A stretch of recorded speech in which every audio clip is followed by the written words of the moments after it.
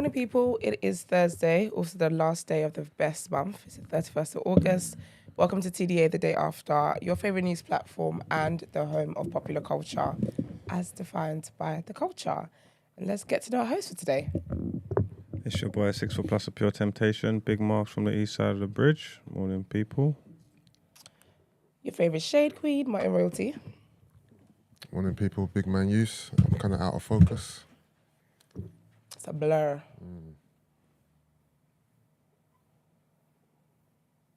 That's what my vision looks like, by the way. Huh? That's what my vision looks like. Serious? Dead ass. When I put my glasses on, life is just in 4K. It's the best thing ever. Damn shame. I'm going to come back to that. And they call me E-Man, the pro-black activist, TDA producer and news analyst, melanin jam-packed. Oh, he's right. How's everyone today? We are right. Good. Yeah, all good. Can't complain. Love it. Good. So when did you stop seeing in 4K then? I don't know, you know. I have a theory that when you go to when you go to opticians, regardless of the company, you get sued. They will find something wrong and they'll give you glasses. I think we've had this conversation and did Mark say they didn't find anything wrong with him? Yes. Yeah, he did, yeah. But that's something Mark would say, let's be fair. But yeah, from when I was younger, I started wearing glasses when I was younger. Like secondary school, I think. This may sound like a silly question, Yeah. But like, is it just like one day you just feel like, wait a minute, why is that blurry? And then I think so, you know.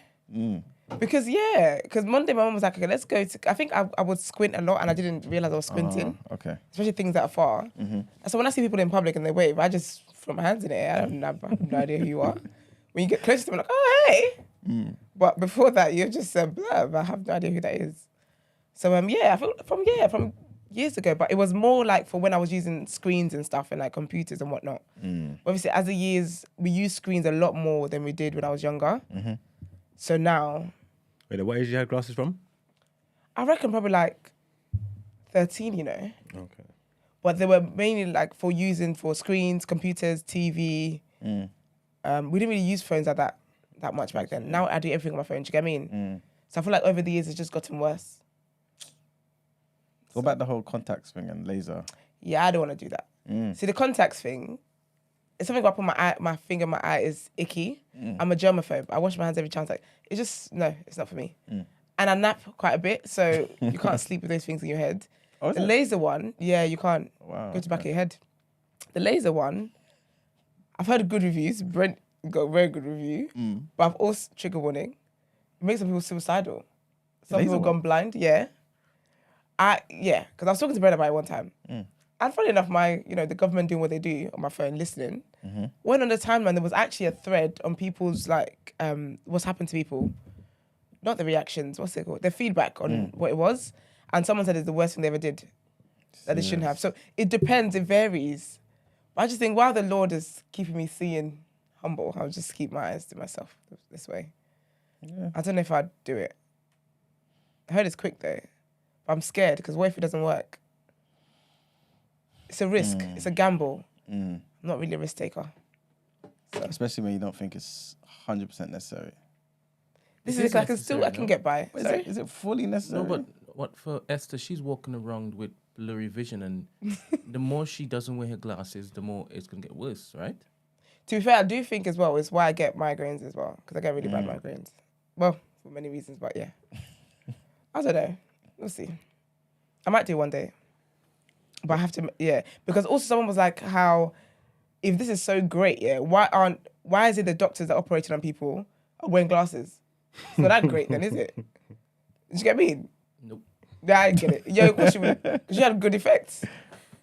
So I don't know, man. If the doctor doing the eye laser surgery is wearing glasses, you can't see an issue with that. No. It's a choice. What? It's a choice. Yeah, but of course it's a choice. If it was so good, the professionals would be doing it as well. No. Yes.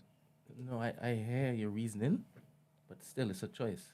Of course. So that means your doctor ain't got sense then. You got a stupid doctor. Not that Because because he could make his own choice, he's picking the worst thing. Like, if this is the best thing for me, it's the best thing for you. Because we're both in the same boat. It's the best thing, isn't it? Because it's the best thing. Yeah. I understand what you're saying, because if your PT's fluffy, then what are you doing? Do you get what I'm trying to say? They're fluffy PTs who know what they're doing. That's fine, but that's not the motivation you want. If you want to get a fluffy Hey, PT, then motivation. Cool. Huh?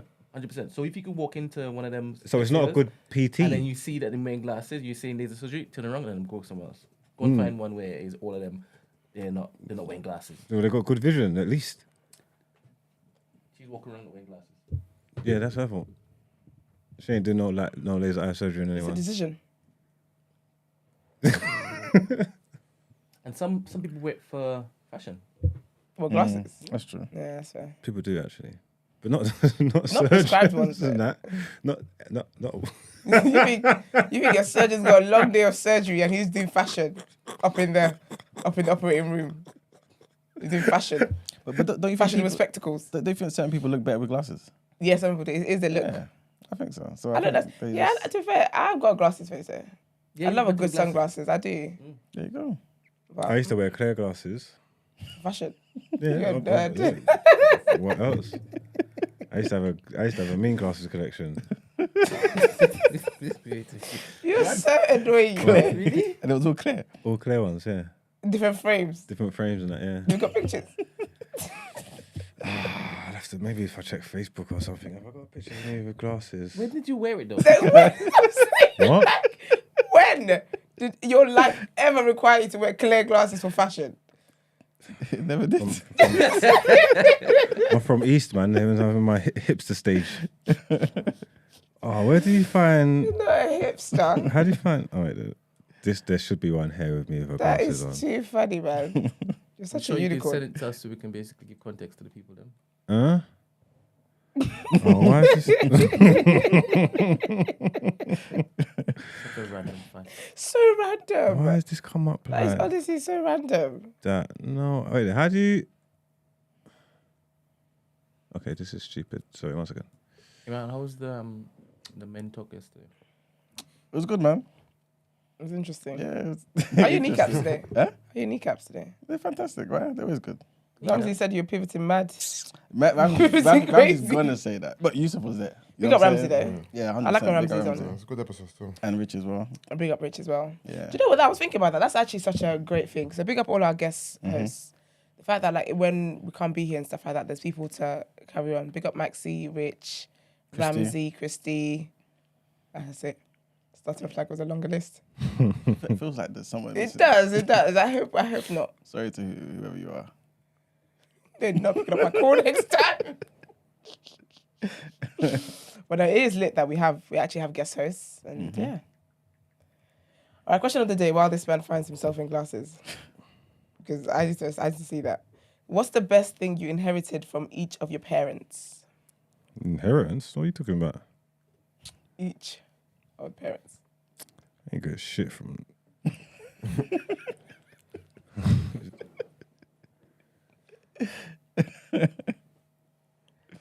You were Oh. such a That hipster. reminds me actually. You're such a hipster. Send it to my email, please. Yeah, because he's got a beanie hat and all sorts.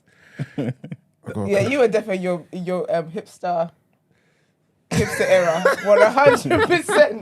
That actually needs a look there. Email before you send it on. Email to me. He made a whole group because of that top. Oh, did he? Yeah, That mum is is a too piece of funny. shit. What's the size? That's a large or something. That's not fucking large. That's when I put on weight. The top never used to fit like that. I got fat in like COVID and thing, innit? So I was just in the gym. I just threw on the top. I didn't know it was... Oh, this is the gym. Yeah, I'm in the gym, yeah. So that's after I got a little pump on and thing. That is a terrible, terrible top. No, the top's cold, but it's not supposed to fit like that. It wasn't... I weren't on road or nothing like that. Brent, I'm gonna send you a picture here for the screen, please. Email, please. Email. I weren't on road or nothing like that. What do you mean you weren't on road? That's not like me walking around flexing the top. I'm in the gym, bro. I know, but still, man, that is terrible. Bruv, and the top wasn't that size, bro. The top was fitting, but obviously, yeah, I got buff in it. What? What happened? When you said it. That's what happened. That's what happened. That's what happened. Happy birthday, Exposure. Big up exposure. Big up exposure, man. All right, so best thing I inherited. So from my mum, obviously I was raised by my mum. So from my mum, a lot of things to be honest. Too many things to count. Yeah, I feel like Oh, the we're talking best about thing- traits. Sorry to cut you. You talk about like traits or I something. believe so, isn't it? Yeah, that's what I thought as well. I thought you don't meant like tangible things. I thought you meant- Well, like money. They're still alive to the glory of God. You can't I'll- get that yet. I'll go after you. I'll probably You're a got prodigal some. son. I've probably got some stuff. I think my mum, like her heart, she's very, very generous and very loving and very caring. She's got a really, really big heart. I mean, I feel like God created me like that, but her influence has definitely helped out. And obviously, she's showed me Christianity, which is my most prized jewel, my faith. So yeah, from my father's side, like a better word, cheeks. They don't have bum on my mum's side like that. So I'm glad that his side did something. I've got nice bum because of my father's side, apparently, allegedly. So he's proper in his hey dude vibe.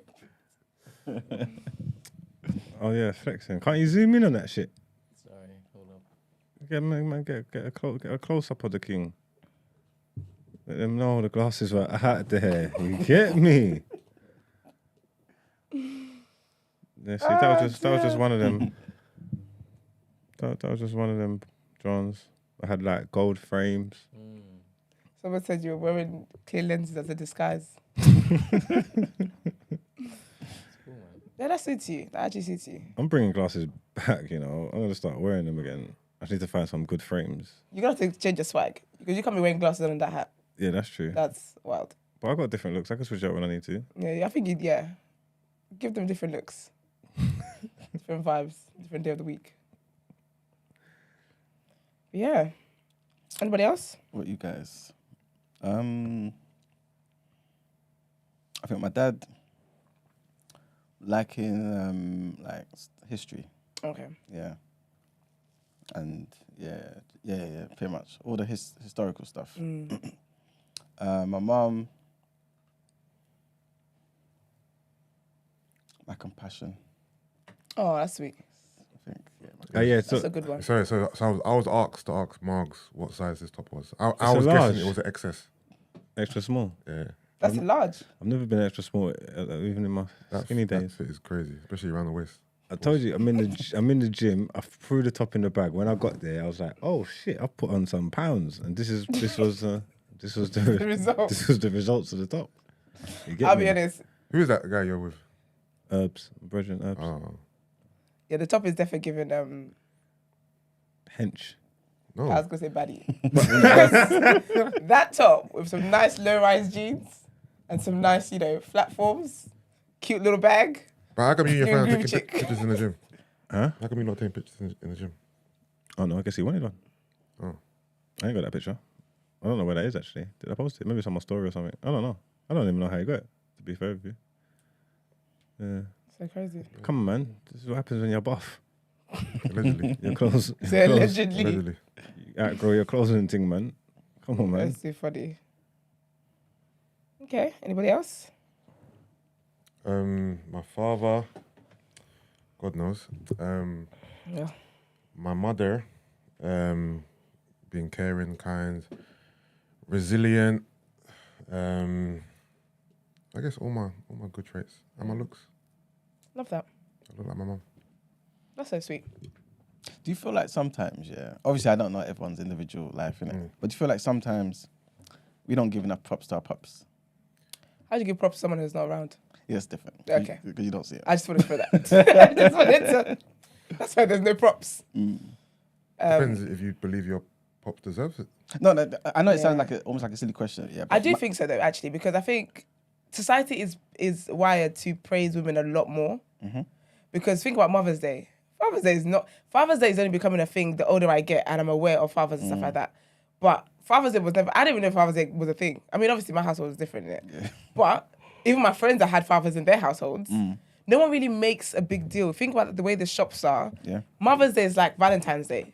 As soon as they remove the pancake day, they're like, Yep. oh my gosh, guess what's next, kind of thing. But then Father's Day, you just have like a little shelf, Yeah. little kiosk, and they're like, oh, it's gonna be Father's Day. But then though, I do think though, it's interesting because when you then have present fathers, people like do the most.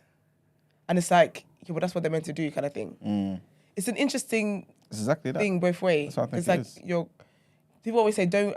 I say don't congratulate a fish for swimming. Do you know what I mean? There you go. But then I do love seeing like present fathers and stuff. Like it's just, I think it's a really beautiful thing. Yeah. But I think in general, yeah, I can agree with that. I don't think fathers get celebrated the way mothers do. Yeah. But yeah, it's a shame. Think of all the fathers out there. Our generation. All the good will fathers change out there. it. Yes, of course. Amen to that. I do think, yeah, I do think our generation would change that though. I know there's like obviously absent fathers and stuff, but I think people are being shamed a lot more now. Yeah, yeah. So I reckon I reckon we probably hopefully have less absent fathers. Because even in situations where people are not together, you still see them co-parenting really well. And I think that's so healthy. Yeah, So, that's true. Yeah. Funny I we're rate talking about fathers, yeah, absent fathers, yeah. It's not. I guess the person not entirely absent. I'm talking like I know the person. I was watching No Behavior, right? What? So you're vouching for somebody else. Oh, I think I know. He knows what I'm talking about. Basically, I don't want to spoil the story in it, but it was so funny. Yeah. Basically, the spread up, right? He's seeing this new woman in it, Yeah. and he's basically looking after that new woman's kid, yeah, Oh, that's cute. at the expense of his own kids. What do you mean? So his kid's budget, he's spending on this new kid trying to impress the new woman. Yeah, Oh, waste man. and basically got to one of his friends, and his friends come to see him, come see him, like, yo, what you doing, man? Like, you know what I'm Babies saying? are hungry. This baby's eating lobster. You know what I'm saying? You got kids over there, and you're, you know what I'm saying? And then he must have pulled out his phone, right? Showed him the highlight reel of this guy playing football. Yeah, that's my pension right there. So this is an investment. He's going places, you know what I mean? This is an investment, isn't it? Quick That is too funny, man. super chat from Chims, $4.99. Test out the 9 like a mock exam. If you know, you know. Is that a Mark lyric? Kind of Captain Conan song. Oh, okay. I'm on. And then 1999 from Greek. Happy birthday, Exposure. Me and Princess Diana, R.I.P. Oh, that's Princess Diana. Apparently it's her birthday today. What was it? Okay. Her birthday, R.I.P. Well, she's flogging. Who's Exposure? Somebody up That's someone there. else in the chat. Who's Exposure? They done linked up. Yeah, someone in the chat. Yeah. It's funny. It's funny that if it is Princess Diana's birthday or the day she died or whatever, when the headline's about Charles. I wonder why. They're trying to distract The us, man. media. They're so... Camilla, I man. don't damn think it. it's the day she died. No, birthday. I don't know when her birthday is, but Today? Okay. is that what they're saying? Yeah, apparently, yeah. Where is that? Where you get that from the chat or from the? From Greek. Greek. Greek does... He wears a leather jacket. He does his research. I mean, No. She died today. Oh, she died today? Yeah, that's what Greek Oh, said, yeah. that's horrible. R.I.P. Yeah, man. Love to Harry and the kids. That's a shame. Well, that's sad. It's a downer. It was a while ago. Sorry? Never mind. Get into the headline. Oh wait, Brent, do you have yours? My mother, love of language and writing, and Oh really? yeah, That's so cool. yeah. And my father, love of people. When I say love of people, as in doing works, good works. Yeah. Yeah. Oh, that's so sweet. Those are really good traits. Yeah. All right, nice. Let's get into our headlines.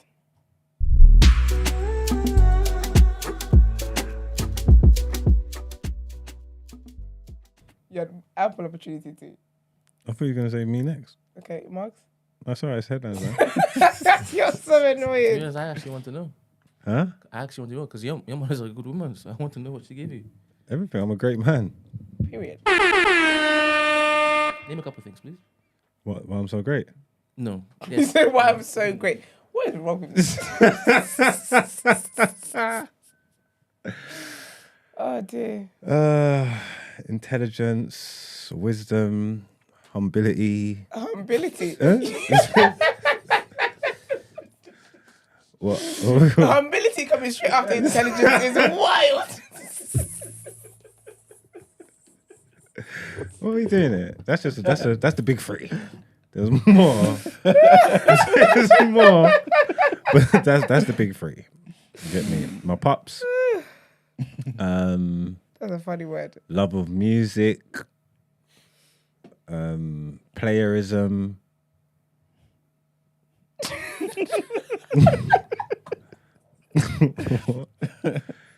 That's probably it. He ain't got three, he's got two.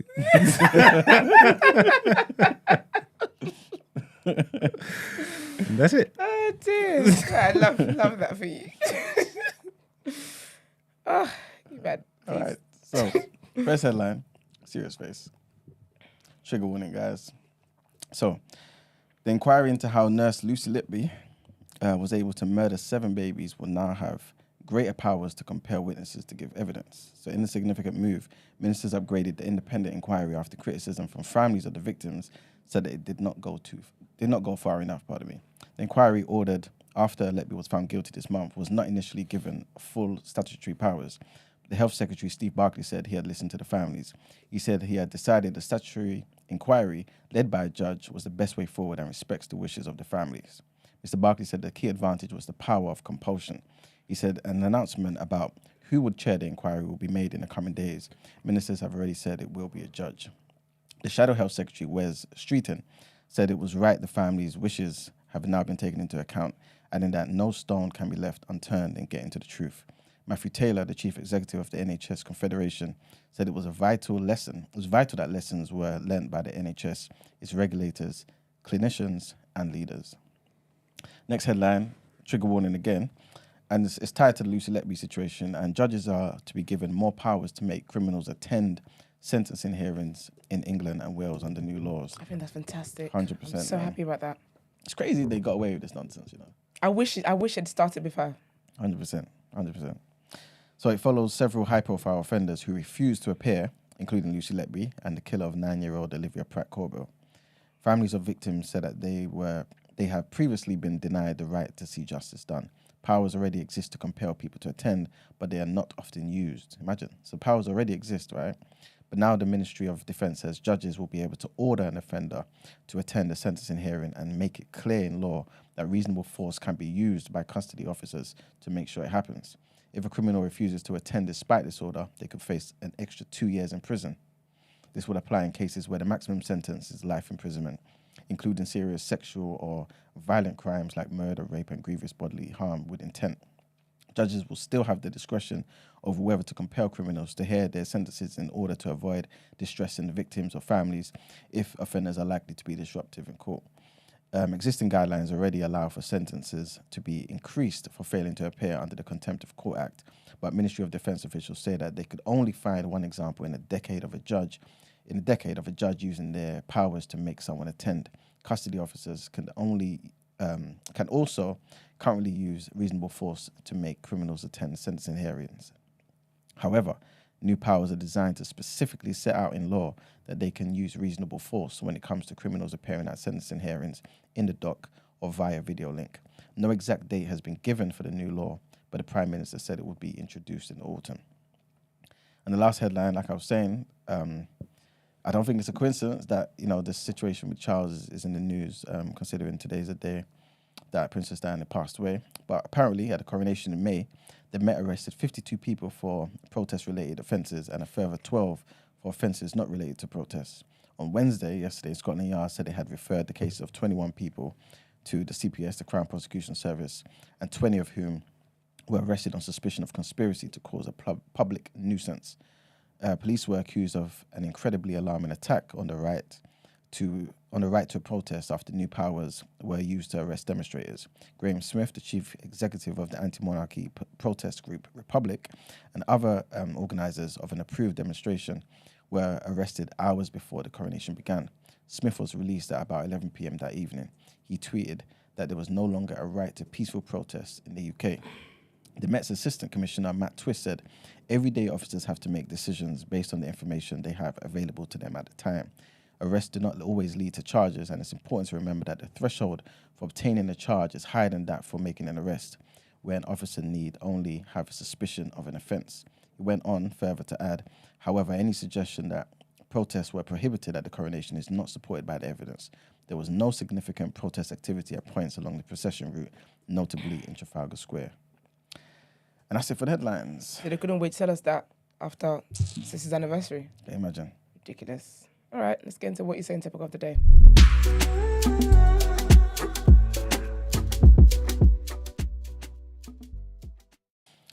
All right, people. So today's topic of the day, right? This article was sent to me by our good brother and friend, Brent, behind me. and this is about reparations for Jamaica. Okay. So, you know, obviously, I think earlier this year we were talking about reparations in America and how it got approved, right? In I believe in San Francisco, right? But recently, basically, the Guyanese president was talking about reparations and how Guyana deserve it and Jamaica deserves it. Yeah. And this is pretty much because of a discussion where he called for those who were involved in the slave trade to be posthumously charged with crimes against humanity, right? Ahead of a formal apology from the descendants of a British slave owner. So basically what happened was, right, one of the most notable prime ministers in this country, William Gladstone, right? His father, John Gladstone, owned slaves. This guy was prolific. So he had loads of slaves, right? In fact, let me get the exact number for you. He owned more than 2,500 slaves. This one guy, right? In Guyana and Jamaica. So he was in charge when the 1823 slave rebellion began on his plantation, right? At Success Village in Guyana's east coast. So records show that hundreds of slaves were killed. This is all under him, right? Their heads were then chopped off. Trigger warning, sorry guys. Just a reminder of what these people have done. But anyway, their heads were then chopped off and placed on poles which lined the road to the capital. This is all under this guy, right? So again, this is not far away from us, right? Cool.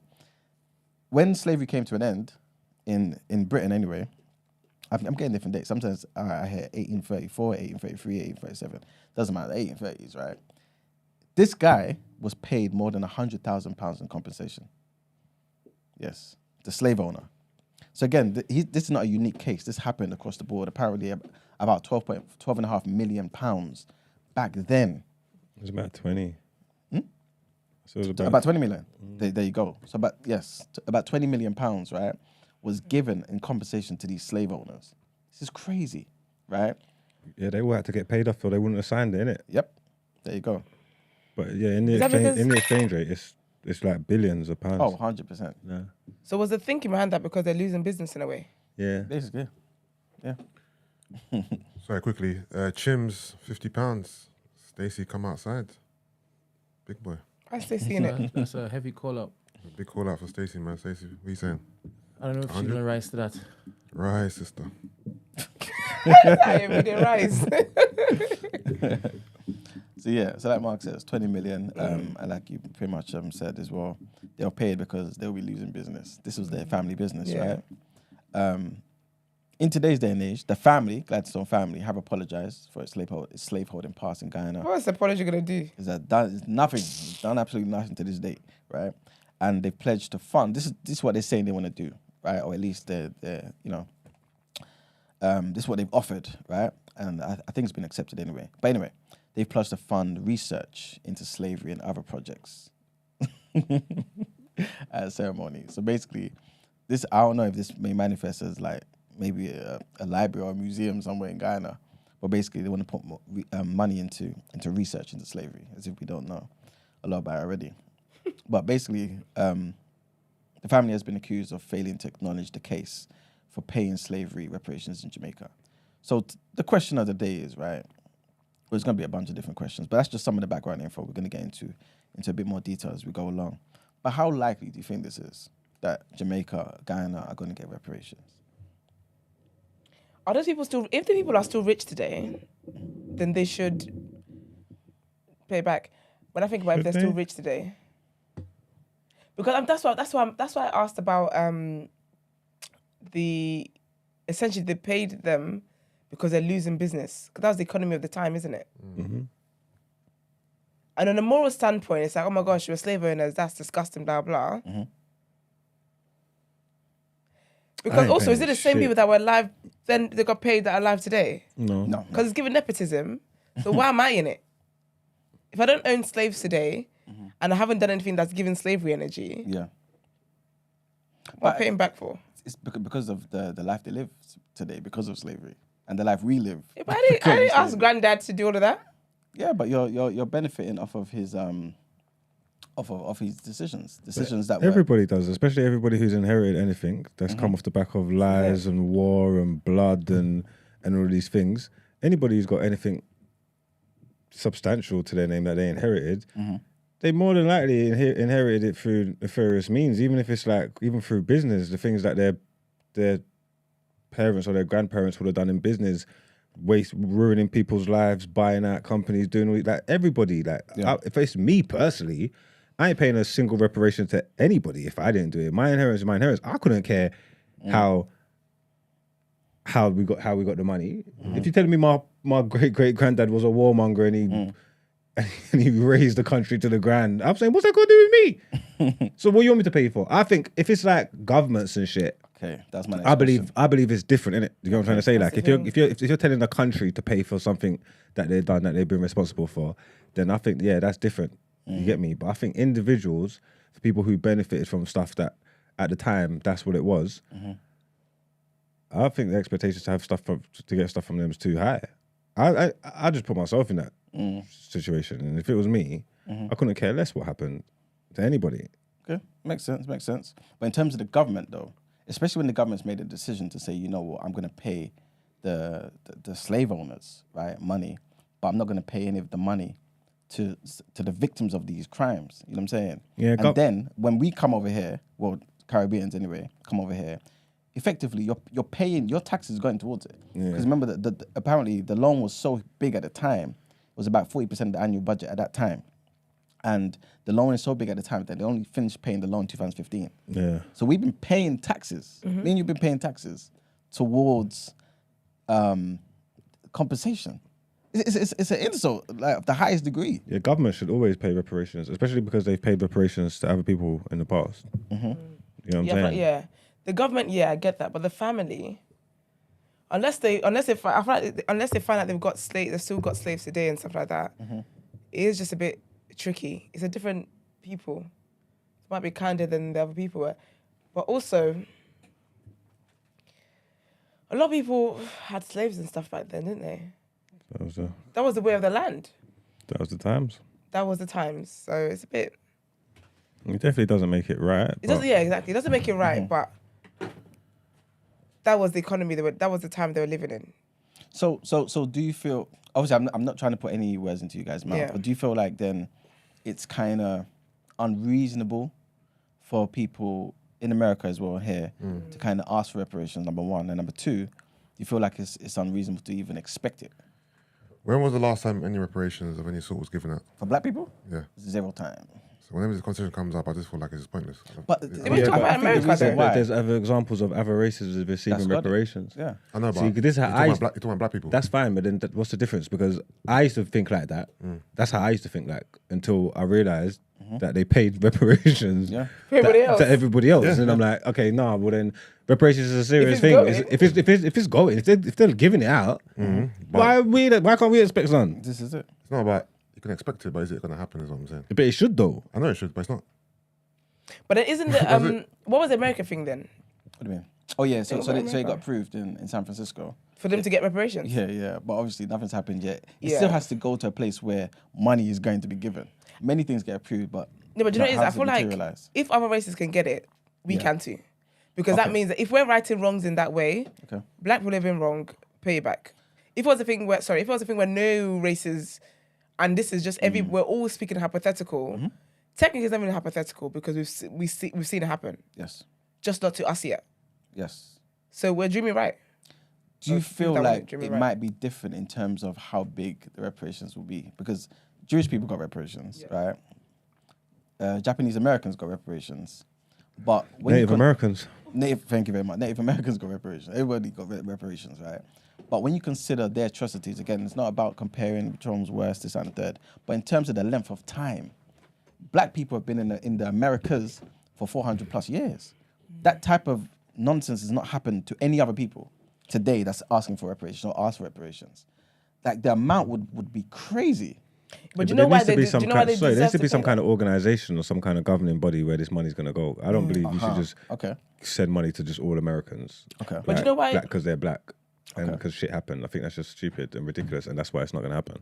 If there's some type of governing body that represents, you know what I'm saying? Yeah. Then I think that's different. Do you know why they deserve though? It's to do it back, even though the money's bigger for black people than is other races and stuff. It's because they're still making them face racism. If you know, if you know you can't afford to pay the black people, like that bill was too much. If you know, if you're aware of that, you at least make the land a bit softer for them. You know what I'm saying? You just are out here killing them unprovoked. They deserve to pay back twice. They got no respect. No respect. That is so cheeky. That is so cheeky. Nah, they should pay back. But then, okay, do you feel like, all right, using the same example with the UK, like we were saying, yeah, and basically how, like having to pay reparations, like every government pretty much nowadays, right, is in debt, right? Yeah. They'll have to get a loan to pay this back, right? And then we as taxpayers today, who are now British, right, and pay taxes, whatever, we'll be contributing. We're paying tax on our reparations. Basically, we'll be paying for the reparations. They should be tax-free for a while. There's ways around it, because if they wanted to pay any other community back, they will find a way to figure. When they need to pay all these stupid things they keep making money for and budgets for, they're able to get the money out. I would never believe any government does not have money for anything, because when it comes to foolishness, they're able to find the money for it. I mean, yeah, they've got the credit score to find the money. There we are. Yeah, but they find the money, that's the thing. Yeah, you're right. But they don't want to do it, because my thing is, if you know that the bill for black people is too much, is too high, then at least give black people opportunities and you're making people suffer racism whilst you owe them money. Can you imagine? It's very audacious. But you see everybody that's saying, Very we need the audacious. reparations, we should get it, boom, boom, boom. What are they talking about? Like, no, what does that look like? Are they saying they want their slice of it, even if it breaks down to £55 each in their pocket? Are they saying they just want their 50 quid so they can go out into the streets and do their thing? This is what they're talking about. Because if this is what they're talking about, this idiot, just go and get on with your life, man, But don't you and think that'd be relax. the best Like, what are we 50 talking spent? about, huh? I mean, the best £50 you ever spent. I mean, really, would it? I feel like when people say it, they just want the state of black people's lives in general to change. Yeah. So they look around and they're like, we're actually still struggling. This is it. Like we don't have as a group of people. So I feel like it's more like a frustration with how we still in this, position. Of course we can all work, we're all grinding, we're all doing a lot, but we are still miles behind, financially, as a group of people. So I feel like it's more like, me personally, if we can start in Africa, I'll be happy. Personally, but still, Africa, everywhere. If there's no organisation or nothing set up here that's gonna so moving forward, the generations of black people can experience something different and have different things in place and all that kind of stuff. If that's not the idea of reparations, then even just getting it does nothing. Once everybody just spends their share and then it's back to regular programming. To be fair, actually, when I think about it, I don't think people actually mean money when I think about it. It's more like opportunities and stuff, because that would change our situation really differently. If people have access to land and all that kind of stuff, heck, they don't even want to send back the jewels that they know is ours. Facts. Do you get me? So I feel like there's other ways outside of paying people back money physically. There's other ways that's going to reparate. It could be done, Yeah, to do it. I mean, the thing is, right, there's various different groups, right, especially in America, that are kind of campaigning for reparations, right? So you've got the Foundation of Black Americans as well, who are at the moment doing a lot of stuff, right? Yeah. But I guess everyone's got different estimates on how much they believe Black Americans deserve. Yeah. And I think I've seen something around a figure of about $100,000 to every Black person. Okay. What does that sound like to you guys? 100,000. How much did you say? 100,000. Per family name or No, individually. Everyone who's a descendant of slaves in America. The entire world. So the Africans who've come there Everyone's later, bankrupt. we ain't getting it. Everyone's bankrupt. The world's going to end. That's too much money. Not everyone stupid amount of money. deserves reparations, bro. Not everybody, but the descendants. You know what I'm saying? So if even we the came descendants- If you're a direct descendant. you have to be, and you have to prove it. Right. Yeah. Yeah, but even that, maybe though, that's- I think that's a Maybe start. that's I'm fair. not gonna lie. But I feel like that's per that's a family, though. start. No, it was actually for... No, I'm saying per family makes more sense. We can't do 100,000. First of all, you are the great grandchild. Why are you in it? You haven't even learned about slavery in school yet. But does that feel matter? like Yeah, but the they're position that suffering they're the in, effects. the position that they're in life, it all tracks from back. that. It all stems What back. position are they in? It could be it would vary in it. You know what I'm trying to say? But I'm guessing they're not at the top of the totem pole. You might have to means Somewhere. test it. Sorry, because if the family's made a great name for themselves, now they're millionaires. Now they're getting $100,000 per individual is wild. I don't think it is, But where are they going to get money from? The economy is going to crash worldwide. Exactly. Of course it would. That's what I'm coming from. I don't. They definitely believe they deserve to pay everything back, but 100,000 per person is not realistic. The economy is going to crash. If they loan money from everybody in the world, I don't think they'd have enough. Yeah. And I think personally, that's one of the reasons why I think reparations isn't likely going to happen for black people in America. But stop killing them then. We done this on purpose. So in your opinion, 100%. There's no way out. 100%. 100,000 is too much. What type of figure would you be thinking of? I'm not thinking about figures. I'm thinking about opportunities. I'm thinking about what people have access to. I'm thinking about the whole, these are the more, like, they're likely to be in prison more. Like, I'm thinking make life bearable for them where they are. For me, I feel like that's reparations enough. The opportunities they have, all that stuff, access to whatever it is that they have, I feel like make that They've done stuff all that already, bearable. though. What you're describing, shouldn't that happen Segregation's anyway? over. Segregation's over, but how many hashtags have we had in the last year? No, but they're doing both of them at the same time. They could be killing black people and there's still opportunities. There was a black president. Like they can go to any, but they can go to any of the schools. They can, like they've what you're suggesting, they've already done. You can all do it in America. They've already done. What you're describing should be normal. Opportunities, well, it's not, access. though. That's the I know, thing. but I don't think that should be put under the guise of reparations. That should just be standards. It's not enough. Well, think about It's it. not though. enough, but that should be normal. That is normal. But I think it should be normal. Yeah. But it's not. So because it's not, let's make that normal and at least have something. Because think about it, other communities have had reparations, black people haven't. Okay, that's fair. But then, not fair, but you know what I mean, that's happened. But then they should have normal opportunities. They shouldn't be going for racism the way they are, all that kind of stuff. But they're not doing that. So meet people halfway and give them certain opportunities. Well, let me read out a few, because apparently, with regards to the San Francisco situation, right, there were more than 100 recommendations about how reparations should be given out, right? Okay. And some of these included payments of $5 million to every eligible black adult. Okay. Who is in charge of this committee? Remember, like I said, This there's various groups, right, that are Clearly, trying this to... is silly. The elimination of personal debt and tax burdens. What about that? I hear Student that. loans paid off. I hear that. But That's their student loans be real life But a loans. lot of black people are not going to college, so they won't benefit. But why is that as well, though? That's another issue too. Do you know what I'm saying? So this is what I'm saying about like reparations can be done in different ways. Yeah. From what I hear, the black areas and the black neighborhoods and stuff are run down. There's no investment being poured into them. Do all of that stuff. Yeah. How about if you have a choice, personal choice, like either I take the 100K or I clear my debt. Like what if there's like a checklist? I'd rather this or I'd rather that.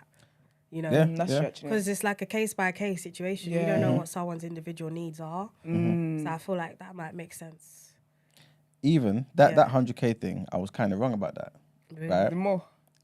Well, it's $3,000 less, right? But it's every year. Oh. So it's, Every year. so it's a guarantee Until when? for 250 years. Hey! Get the money. So it's a guaranteed annual income of at least $97,000 for 250 years. Per person. I believe so, yeah. And then what happens when that person dies? sounds Who does it go absolutely to? So it might be a family thing in this case, especially since 250 years. You know what I'm saying? But yeah, So that means, but who? If someone dies early, who does their money go to? we'll just keep going to the family. Because what I'm saying is, it might not be the individual thing. It might be the family get the Okay. 97,000. Yeah. So then it doesn't matter who dies. We'll keep going. Yeah. And also another recommendation was that they should be allowed to buy homes in San Francisco for $1 a family. Let's run it. There's different ways to find reparations, man. I feel like it's gonna be like if we're talking about America, it's gonna be like a state by state thing. Yes. Yeah. They already that's have fair. their different laws, anyways. Yeah, that's interesting.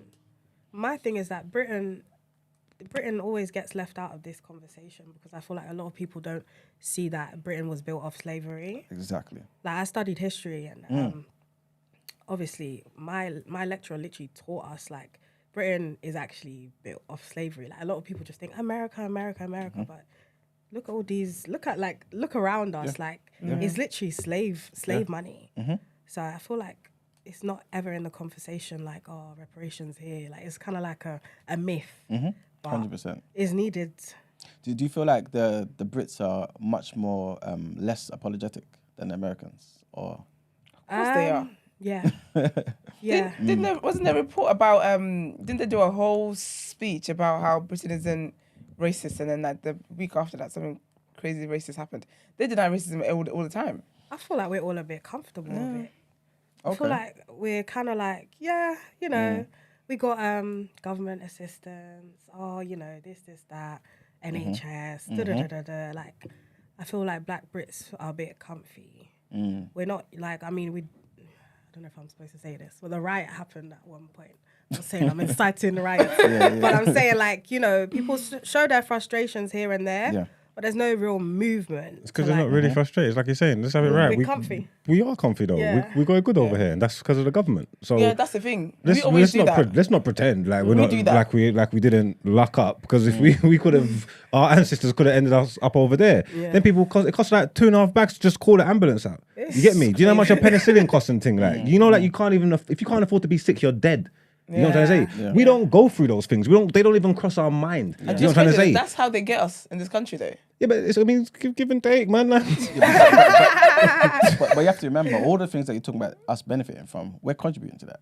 Yeah, it's true. You know what I'm saying? A huge part of the NHS workforce is us. Yeah. You know what I'm That's saying? true. Like, all of these things is us. So we're just paying like ourselves back. It's ridiculous. It's an insult. So what does helping them. So what does reparations look like for British people? What would you want? What would be good enough for you? I'll be honest with you, yeah. I've not thought about it that long. And the reason why is because I really don't see it as something that's really going to happen. Is it something that you want? I would love for it to happen. 100%. Yeah. So what does it look like for you? I think, okay, off the top of my head, I would say, I think like Esther was saying, opportunities. Certain opportunities. In terms of money, I really don't see how that could happen. Not now anyway, because government's in debt. And everything will require subsidies. And those subsidies are going to be paid by us. That's the thing. So it's a trap. If they give us money, we're paying £50 for you, Liz. Take it from 100%. Richness Sunyak and his wife, please. The amount of, I don't think 100k No, but it's per covering the person face. is. Pardon? No, I'm saying move the mic down because it's covering the face. I was gonna- Okay, Cool. better. I don't think 100k per person is too much, Okay. because it doesn't all have to be paid out all at once. Okay. The amount of interest these banks get every single day is crazy, right? So you can basically just split it out. So okay. So you're saying I wanted a a lump sum. one-time payment? though? No, I'm saying. No, but you what I don't mean have to is, do that. Is it? Go on. I'm basically saying like each person gets 100,000, right? But over a certain amount of time. Okay, so not like what they was talking about, where it's 100,000 every year. I'll be honest here. Annually. No, I want a lump Okay. sum because no. Even if Where's you the get a year lump five? sum, you Yeah. can get a lump sum, right? Yeah. Right. So let's just say, where do you live? Oh no. You Let's can say you answer live in that. Surrey. Let's say you live in Surrey, right? Yeah. And they say all of the black people who were descendants of slavery Yeah. who live in Surrey, Yeah. you can get your little stipend this month. Yeah. Right? Okay. And the next month you go over to, I don't know, wherever you live, right? Whether it's somewhere in East, all of the descendants of slavery in East, he gets a lump sum. Do you understand? So every single month, based on the interest that they normally get, is crazy money, right? So it wouldn't be an influx all at once where you would say it would tank the economy, because I don't think that's going to happen, right? Because they be shelling out peas all over the gaff and the economy doesn't tank, right? But this way, I'm talking about we because I'm Trinidad, because I'll qualify for this, innit? We can get some bread over a course of time. I'm Okay. thinking that works anyway. Because And- how did they do it to the other demographics that you said got reparations? Well, the Jews are still getting money. Still, now. right? Yeah, still now. All right, cool. Ew. Oh, yeah, 100%. So, I think it's possible, man. It's time to That's pay if up. it is that you want to. Listen, it's time to pay. but it's Time to like pay. what you just said, though. If you want to, they don't want to. You know what I'm saying? And like you were saying as well, we're too comfortable. We're not going to do anything that's going to disrupt the running of this country to the point where they say, you know what, it's better for us to pay you guys. How did other not gonna communities get it? They demanded it. Yeah, This is power. it. Yeah. But that's the thing though, because do you know what it is? I can't remember. There is a term for this. I think it's a psychology term. I can't remember what the term is, but basically, you won't complain about something because you feel like you're being done a favor by the little you've been given. And I feel like that's what they're getting away with, because we don't want to complain because we're like, oh, well, technically this is not our land. We're not really from here, so we should be at least grateful for the little bits we have. And then we're not going to say anything. It's all about what you feel like you deserve, really. I feel like if we actually felt like we deserved it, we'd push for it. Do you feel like, obviously, the whole black schools stuff, right? That's another discussion. Yeah. But do you feel like there should be something where we kind of take the initiative amongst ourselves and say, you know what, let's educate ourselves and the next generation about reparation, what it looks like? Because obviously, if you ask the average person, no one really knows what they want reparations to look like and how feasible it can be. You know what I'm saying? Is it us maybe like doing ourselves a disservice rather than the government? Because why are they gonna come to care about us? We ought to know what we want, have it written out, and go and campaign for it. Yeah. I feel like in general, we need to do some sort of like schooling in our communities, just to even let people know why we do need reparations. A lot of people don't even understand why we would need reparations. Like they don't see the actual effects of slavery. Like they just, 100%. you know, they know like, oh, we were enslaved at one point, but they don't see the actual, you know, effects years later. So I feel like I believe in black schooling, even if it's on a Saturday, something like that. I feel like that would be really good. Like little initiatives like Black Pound Day, I actually really respect it. It could help us in the long run. We just need organisation 100%. and leadership. 100%. And we can't wait for other people to do it for us. They're not going to. Exactly. It doesn't benefit them. All these dreams and stuff, I hear it, but it just sounds like foolishness to me, man. I'll be honest with you. The whole ideas of reparations, I don't want nothing from nobody. Like, and the truth is, yeah, there's no community to speak of. Yeah, like, and people say that black people, and it's not. We had this conversation all the time. It's not like a monolith thing. Like, there's all different types of black people, different communities, different cultures. There's no one. There's no unison there, innit? You know what I'm trying to say? So there's nothing that's gonna happen that's gonna benefit all of us. Everyone. Anyway, like, it's not like a real thing. Like, there ain't no real community to speak of. The most community I've seen from black people is here, TDA. You know what I'm trying to say? Period. Where's the horn? In the group chat and that, like, the way everybody's come together and supported us and that. That's the most I've seen. There's not something out there. So where do these reparations go? I personally don't need nothing from nobody. I wouldn't even, certain people wouldn't even deserve reparations. Even if it was 10 grand, you give them the money, they're going to embarrass me. You know what I'm trying to say? Like, they're going to embarrass me and do foolishness. So when we're talking about reparations, it sounds great, but what does it look like and how is it going to benefit all of us as a whole? Because if it's just pipe dreams and people just chatting shit and one of them, I don't need it. I don't care about all of this. It's nonsense. But this is why I'm saying that we need to, this generation anyway, right? Obviously liaise with the older generation too, right? But then have certain things in place where it's like we're all educated on what it is we deserve. But we need to put them. We need to choose. put them in place first, so we could be doing these things, so we can get together and lobby for the reparations in the first place. At the moment, it's just a bunch of individuals chatting shit. You know what I'm trying to say? Like, we need to set the foundations first. So what? There's never been any type of campaign, any type of like what you just described. In America, there is, not here. I was gonna ask though. You see that here when they've got like the our jewels and all that kind of stuff. Aren't the people fighting for that to be sent back? Yeah, but it's usually the countries where it needs to be sent back to, not here. But that's a form of that's a form of demanding reparations, though, isn't it? I guess so. I guess. Do you know what I mean? And they're not giving them that, and that is just in the museums. They can actually just pack them up, put them in a box, fragile, sticker it, and send it back. Yeah. So I don't know if we're ever really gonna get anything. I guess if the thing they have access to, they can easily give back. They don't want to. They're trying to loan it back. It's crazy. That's so offensive. They're trying to loan it back. They're like, yeah, okay, well, you can have it, but we will need it back. No, you won't, because it's not yours. So if something like that, how much more everything goes? And I feel like the more time goes by anyway, they are erasing that history. So it is a thing where we do have to teach our kids and the younger generation and stuff, because I feel like in years to come, slavery and stuff is going to sound like a fairy tale. I don't feel that is not, because if you think about it, the way education system is set up anyway, we don't learn about these things in school. This is it. They teach us the best parts of their thing. So if there are more people who don't understand why it is that we need reparations and all that kind of stuff, imagine in like years to come, the next generation, they're not gonna have a clue. So they're not gonna get to pay anything back.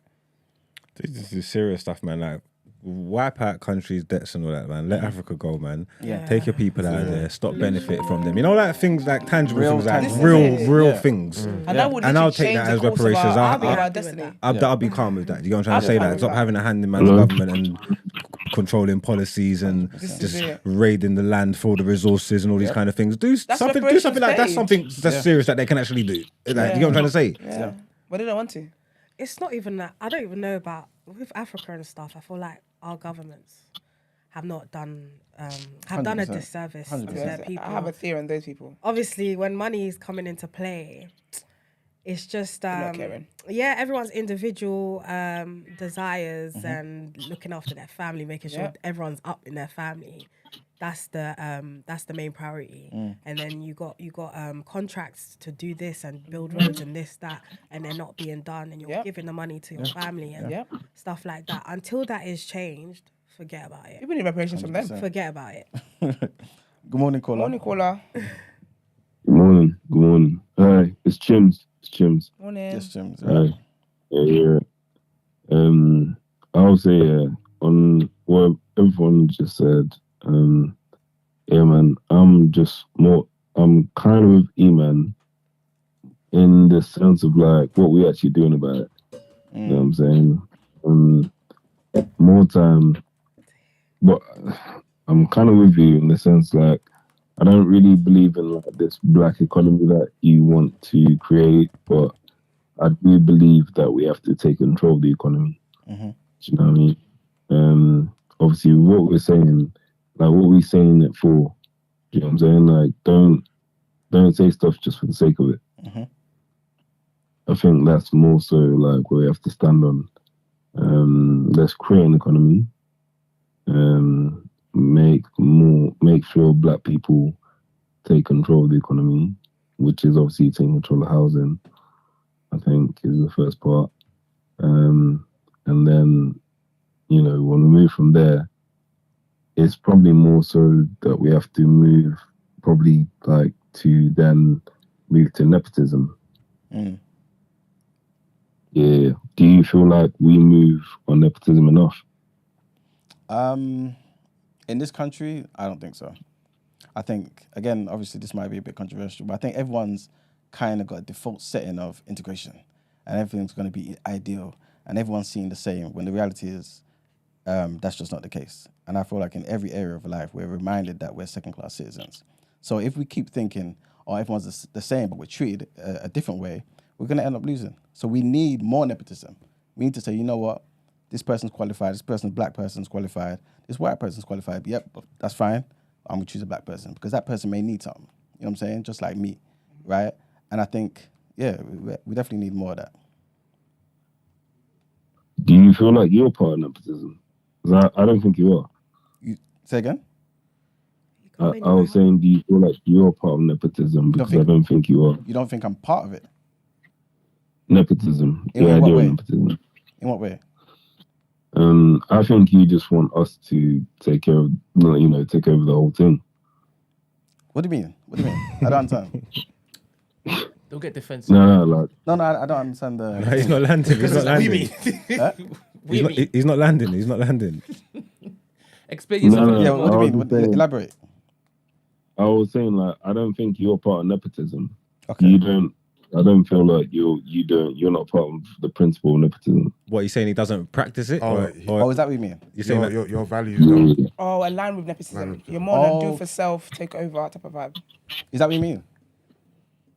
Yeah, nepotism requires you to become part of the system, and then that's how you take over. Yeah, but remember that makes sense. But remember, I also believe that not every black person will see and should necessarily see things the same. I believe that everyone should kind of target the problem from different angles. So if there's certain people who are basically part of the system, who want to be part of the system, but can like kind of implement nepotism, beautiful. Me personally, like you said rightly, I would more so prioritize doing it for self. Us black people saying, you know what, we're in this alone. Let's do for self and make sure we rise ourselves up, rather than looking to people who we claim don't like us for assistance. Don't make no sense to me. All right, cool. Is that why you're Christian and part of Nation of Islam? Yeah, but basically, yeah. Basically, because I don't think think it makes sense in my head. I thought about it for a while and I was just like, you know what, he has to be like, I kind of get it if you say in that way. Like, I guess like you want to keep like a couple of us here to exercise nepotism, and then you want to be part of also another side that exercises the Nation of Islam, right? it's not necessarily that I want to like divide us, right? But it's more so me accepting that not everyone will see things how I see it. And so whilst you're over there, I support you as well. You know what I'm saying? Hopefully you support me too. And so if you over there believe in, you know, you want to be part of the system, and the best way to change the system is to be within the system, beautiful. Practice nepotism and let's get our people into those positions of power. But over here, I think it's necessary that there's a group of us who also say, you know what, let's do for self. You know what I'm saying? Let's develop our own backbone and not ask for things. Let's not beg for things. Let's just do. You know what I'm saying? That's how I'm kind of seeing it. So we can attack the same problem but just from different angles. Okay, no, that makes sense. So yeah. You know what? To be fair, I just wanted to find out. You know, what? Cool. That makes sense. Yeah. James, are you looking forward to being part of the new black economy? What do you mean? Are you going to do your part when it is you're called upon? I'm doing it right now, big man. All right. I'm doing it as we me. speak. You know what I'm saying? Like for me, I come from the nepotism side, innit? So I do law and I make sure that young black boys get like work experience from me to become lawyers. Do you know what I'm saying? Like, because the one thing that we don't have is they don't have enough work experience. That's where we fall short. So I've looked at it more strategically. But I think with what Eman is saying, I think he wants to, I feel like you're coming at aggressive, but I think you want to come at like a two attack kind of angle in it. Yeah. So, you know, maybe to be fair, in the past, I guess we needed that because really with the civil rights, we wouldn't have really made it where we are without the Black Panther movement. So I do get what you mean. Exactly. It's always been that way. You had people like Du Bois, who was trying to, be part of the system and change things politically. But then you had Booker T. Washington, Marcus Garvey, who were trying to do for self and saying, you know what, black people need to develop our economy first, and then we can actually use that power to lobby for change. You know what I'm saying? But both have their space. Yeah. But how do you feel now about the fact that the economy has changed, though? In what way? We now have a bigger stronghold on the economy. We have a what stronghold? A bigger stronghold. I think that's a beautiful thing, man. Like, we definitely have to, make our presence be felt, because at the end of the day, like, if you look back for decades, right, other groups have just capitalized off of us. You know what I'm saying? They just capitalize off of us. But if now more of us are getting into positions of power by actually starting businesses, and if you want to go the nepotism route, working your way up in particular white institutions, whatever, white companies, white-owned companies, and then changing things from the top, beautiful. But I just feel like it needs to be more intentional, and more black people need to believe it can be done, rather than talking about some of us are in positions of privilege, and so there's nothing I can do. No, I feel like all of us can do something. Okay, so you're basically trying to go like no man left behind. Yeah, I would love for it to be the case, because I don't think all of us are free until, you know what I'm saying, like, all of us are free. It can't just be one person over there and say, yeah, he's doing great, so all of us are doing great. That's not the case in reality. You know what I'm saying? Otherwise, what's the point? But I feel like all of us can do something. It's not that all of us will become presidents, no, but all of us can be better tomorrow than we are today. And I think if we think that way, then in reality, we will be better tomorrow than we are today.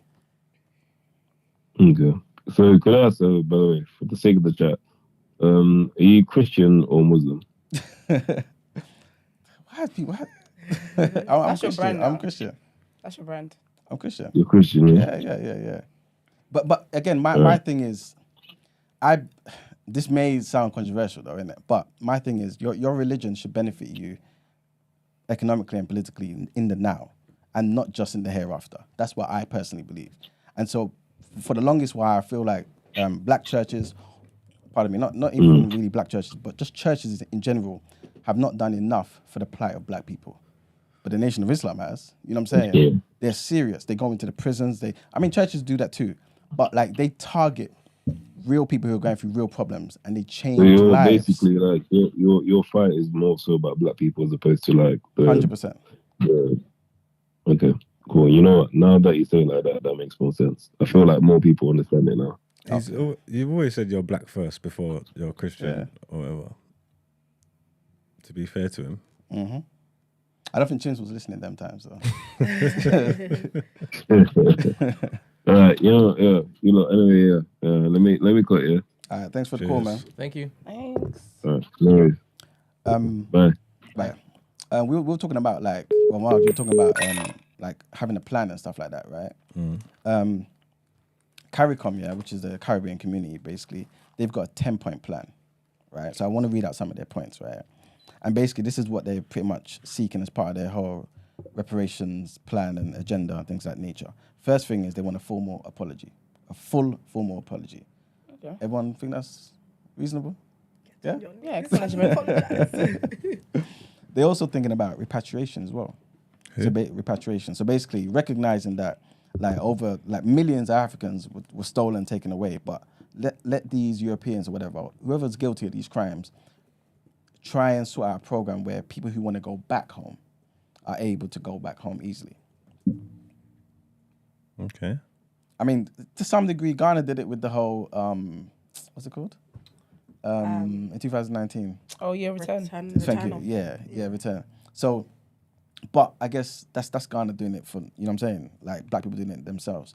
But really, there should be some type of program for those who actually want to go home, but don't necessarily have the funds and don't know how to logistically do it. You know what I'm saying? So I think that's basically the second point, right? Is that reasonable, guys? I like that. Sounds fair. Because the prices to even go back home is ridiculous. Exactly. How are you going to tax us to go where you took us? Can you Where you imagine? took us from? Can That's you imagine? crazy. Imagine, that's crazy. The third point is the Indigenous Peoples Development Program. So basically, it's just about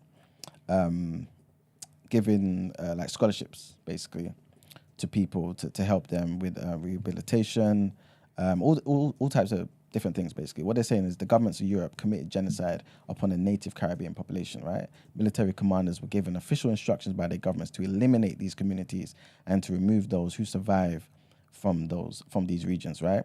Genocide and land appropriation went hand in hand. So basically, land and those type of things need to be given to the descendants, right? All good? Cool. Cultural institutions. So basically what they're saying here again, European nations have invested in the development of community institutions such as museums and research centers in order to prepare their citizens for an understanding of these crimes against humanities, right? But these facilities serve to reinforce within the consciousness of their citizens an understanding of their role in history as rulers and change agents, right? There are no institutions in the Caribbean, right, where these actual crimes against humanity were committed. Caribbean school teachers and researchers do not have the same opportunities. They should basically make these same type of institutions back there in the Caribbean. Reasonable? I agree. I mean, the Gladstone family kind of did say they're going to research, they're going to put money into funding a research Family? program. Huh? Which family? The Gladstone family. Okay. So basically we started with them, where William Gladstone, right? He was like one of the biggest or most known prime ministers this country's ever had, but his father was a crazy slave owner. He owned more than 2,500 slaves. So recently, the Guyanese president has basically spoken out about it, and they've issued an apology, and also said we're gonna fund research into slavery. I don't know what that looks like, but basically, yeah, it might be just museums and stuff, pictures. Also, the fifth point is public health crisis. So basically, again, just reading a few things here, the African descended population in the Caribbean has the highest incidence in the world of chronic diseases in the forms of hypertension and type 2 diabetes, right? So I guess putting money into some type of healthcare to really help out people in the Caribbean who are suffering from these things. Because obviously there's a reason why I guess a lot of us are kind of prone to those things. You know what I'm saying? I think, obviously I would kind of see it as a lot of it being diet and stuff, but a lot of these diets are because it's the only food they were given. In slavery, and it's now their everyday type of thingy, right? Sixth point is illiteracy eradication. Literacy eradication. Yeah. Okay. You know what I'm saying? So yeah, apparently what they're saying is some 70% of blacks in British colonies were functionally illiterate in the 1960s when nation states began to appear. So when people started getting independence, they were functional, but yeah, 70% of them were illiterate. This is crazy. So yeah, Jamaica, the largest such community, was the home to the largest number of such citizens, and they basically Caribbean governments allocate more than 70% of public expenditure to health and education in an effort to uproot the legacies of slavery and colonization. So basically, they're basically saying, put some money into that, you know what I'm saying, and let's eradicate illiteracy. I'll come back to this. Good morning, caller. Morning, everybody. How are you? All good, thank you. How are you? Good. I just thought of something just now. This is related but tangent. Obviously, like the idea of reparations in my head is like giving money back for those families impacted by slavery. But I can't help but think like there are other things that happened to Black people in general as a product of slavery. Like from slavery we went to segregation, from segregation we went to, just systemic racism and all these things that impact us today. So I can't help but wonder like if there is any solution to like the wider collateral damage that doesn't just impact the descendants of slaves, if that makes sense. Like, have you ever thought about it from that scope? Yeah, Because it's like you can go on, you can give reparations to those who's like have lineages that were impacted by that, but that doesn't eradicate like the overall experience of racism and how it exists today that came as a product of things like slavery. So is it like people get reparations, then the conversation is over? Like, what is that? That's my fear. Okay, so in terms of the conversation, who do you want the conversation to be had with? I'm just asking in general, like I know. Just so I can get a better understanding of how you want this to kind of like manifest like tangibly. Because I think the reason why I'm saying that is because I think reparations is pretty much just a monetary way of being able to pay back for everything. I don't think it's just in terms of the how Black people contribute to the economy, but also the pain. You know what I'm saying? Because you can't take away the pain. And it's not like you're gonna administer your pain to another group. So I think it's more so the money to say sorry, just like normal compensation, pretty much. Yeah, but is what she's saying is because it's still the descendants of slaves. So what about people who ain't descendants of slaves because they've still been affected? No, is that what you said? Not necessarily. Yes and no. Like, okay, I think I'm not saying that we shouldn't give reparations to the descendants of slaves. I think that's a start. But I'm saying that white people they be thinking that should be sweet once they pay off their little reparations or whatever. Sorry, we shouldn't call it reparations little, but they pay off their reparations. But it doesn't end there. So I would hate for the conversation to end, and it's kind of like we gave you your money. Like, okay, damn, what else do you want? But it's like, no, there's other things that came as a product of slavery that don't just impact descendants of slaves that I feel like is a bigger picture that should be involved in the conversation, if that makes sense. Okay. Like it shouldn't just, reparations doesn't look like money. I think there should be equal attention given to the collateral impacts of slavery in addition to paying reparations for slavery itself. And I don't think that happens often. So Stacey, when you're talking about other people who've been affected by the legacy of slavery, right? And basically trying to find a way to kind of deal with that conversation. Are you talking about other Black people or are you talking about just the world? Yeah. Well, okay, other Black people, yeah? So basically people like yourself who are not descendants of slaves but who are like, immigrants, right? I mean, I ain't gotta be the subject, but yeah, I know. It's not coming from a selfish place. Huh? It's not coming from a selfish place where I'm looking out for myself, but I'm just genuinely curious. Yeah, I know. I feel like I get what she's trying to say. Yeah. Basically, even in that 10-point Caribbean thing, there was other initiatives that weren't about reparations, like that whole cultural aspect. Yeah. I feel like a lot of the effects of slavery are in our psyche. Yes. As a collective. Yes. So in terms of like, even when it comes to like movies and the media, that's something that is one of the most powerful tools to like control us as a people and kind of like reinforce certain power structures. Yep. Yep. So like even in terms of like, I don't want to see another slavery movie, by the way. Like I don't want to see us in another position of vulnerability because I feel like it reinforces that same thing with us. Like we never see ourselves in a position of power in the media.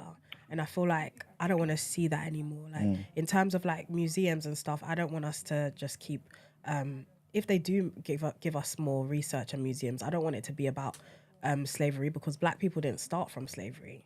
Facts. We started way back and a lot of people just don't know about it. So I feel like stuff like that would definitely help us. And I feel like what Stacey's kind of referring to is issues that we have right now, even when it comes to like young Black boys, even in this country. I feel like that it's definitely stems back. Yeah, 100%. To what we've been through as a people and our position just in general right now. Like all these little, not little issues, but these issues all come from somewhere. So I feel like I get what she's trying to say. Yeah. I mean, 100%. I think. Yeah, go on. I think that, I guess what I'm trying to say is like, while we're talking about reparations, we should also be demanding that the reparations come in tandem with, like, with more effort, a substantial effort to establish equity for Black people. Like, I don't want it to be reparations full stop. Like, it needs to be reparations, but on top of the money that we're giving in reparations, we are going to be doing things like improving, school systems in Black areas, providing scholarships, like just a lot more equity, so that it's like you have the money, but even in the absence of said money, we're working on making sure that you have more opportunities for equity that's going to expedite a lot of the lost time where that equity wasn't accessible. So because of things like the collaterals of slavery, racism, and all these different things. I 100% agree with you, but I think you have to look at it like in a very practical way, right? If for example, let's just say I'm the white man, I'm the government, yeah, and I'm basically saying, look, we're going to give them reparations, but we're also going to fix up the schools and stuff. You have to understand that fixing up the schools is going to come out of the same budget. You know what I'm saying? It's never going to be on top of, right? So if you want to fix the schools, you have to understand a lot of that's going to come out of the amount that's going to go into your pocket for said, reparations and stuff like that. So do you feel to be honest, the way... Go on. I might be answering your question. I want to make sure I hear the question first. My fault. I don't think it was really a question. It was just me saying, it wasn't really a question. You're just saying it's going to come out of the same budget. budget. It's going to come out of the same budget, yeah.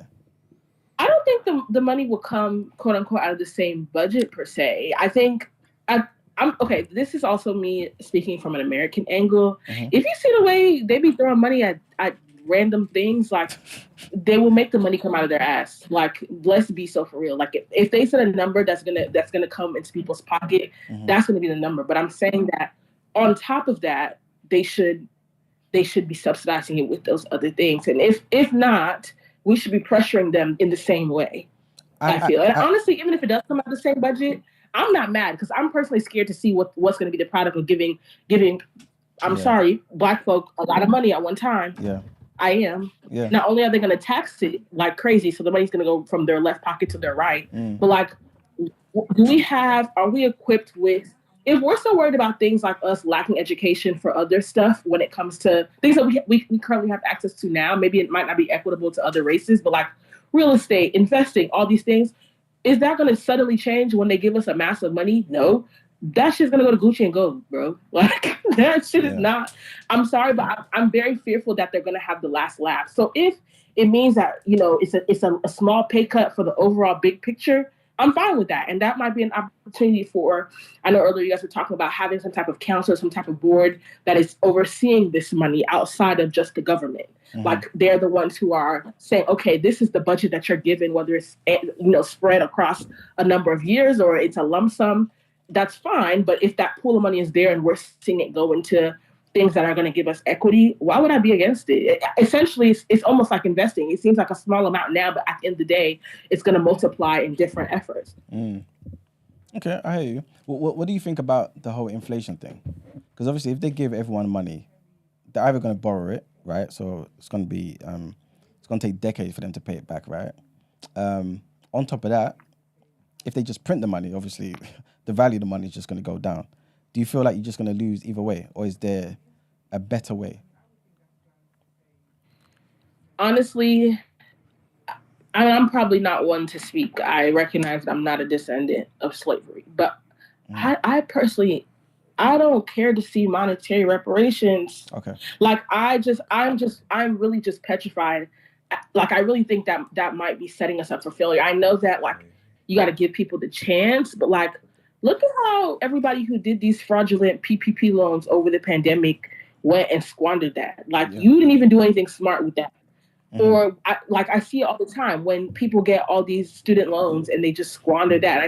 I know you can't compare because those are quite literally teenagers, but it's like we don't have the knowledge the way other races have the knowledge and experience when it comes to just generally, I'm not saying everybody, but for the most part, most of us don't have that knowledge to be able to flip this money and make it something that, is going to impact us in the long term. So I personally just don't see that being a benefit. I think the money's, if it's $100K, that's people's salary. Like, what is it going to do? Pay your bills for a year? And now that's supposed to all of a sudden rectify hundreds of years of slavery? BFFR. Like, no. But I just feel like it needs to last. What about 100K a year? Even that. How do we know people are not just going to take that money and sit at home and be like, that's enough? And that's their choice. But I would like to see us in a position where we are set up to have wealth the way the other races have wealth. And I think that comes beyond monetary. It comes in the form of education. It comes in the form of investments. It comes in the form of businesses. And I just don't think that this is like the money, trusting people with that amount of money randomly makes sense. Have you, how do I put this? All right. Do you feel like it kind of makes, I'm not obviously saying this directly at you, but do you feel like it makes sense for us to say, let's change the way the curriculum is, education, all that type of stuff, right? Knowing the same people who oppressed us are going to be the ones behind it. Why do we think there's going to be certain things in place in the system, right, which some people believe is just like baked into to oppress us and make us fail, right? Why do we think certain things will be in that same system that we're talking about that will help us in terms of generational wealth and just, getting ourselves to ground? Why do we have that much faith? Yeah. You're asking why we feel like education would help us get out of our situation? Yeah. I don't mean education in the general sense. I mean in the formal education sense, because obviously you're talking about schooling and stuff like this, right? Putting funding into schools and things of that nature. Because we complain basically about the curriculum. We complain about it all the time, right? We say certain things, this, that, and the third. We're taught to just basically get our educations, go in the world and just work for the man, basically, and remain lower class or working class and middle class. So if you're saying that your problem is that the change in education is going to be implemented by the same people that you've got an issue with, what's this is what I'm asking. What's the result? What's the other side look like? But this is what I'm asking. This is what I'm asking. But again, me personally, it goes to the whole do for self thing. I think that's something that should fall into the doing for self thing, because then we can educate ourselves. We can say, you know what, the most important thing for us right now maybe is farming.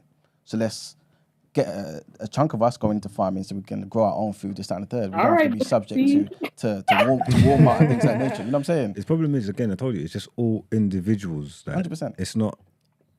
There's not a group. There's not a collective. There's not a movement. It's just all individuals. Everybody even talking about the reparations. People just chatting shit like because they just feel like they deserve it. They don't even know what they want to do with it. This is people that don't do nothing here to implement change in the world or even in the country that they're living in now. Like regardless of reparations, like they're not voting. They're not aware of certain policies. They're not putting things in place to do nothing. You get what I'm trying to say? They're just living their life in that, yeah? So how is them getting any money and any reparations going to help benefit anything? You're just going to get your bread and you're going to spend it and you're going to... People's individual situations are going to change, but it's not going to help black people. What you're screaming for, thinking back, is you're just on a selfish thing, on an individual thing. Like you're saying, you just want to go Gucci and thing. Like, because what are you talking about? Like, if you're not... there's organisations, there's black people that are trying and are doing, innit, yeah? Few and far between, not on mass numbers, not people know about. Like, there's people... If you're not outside...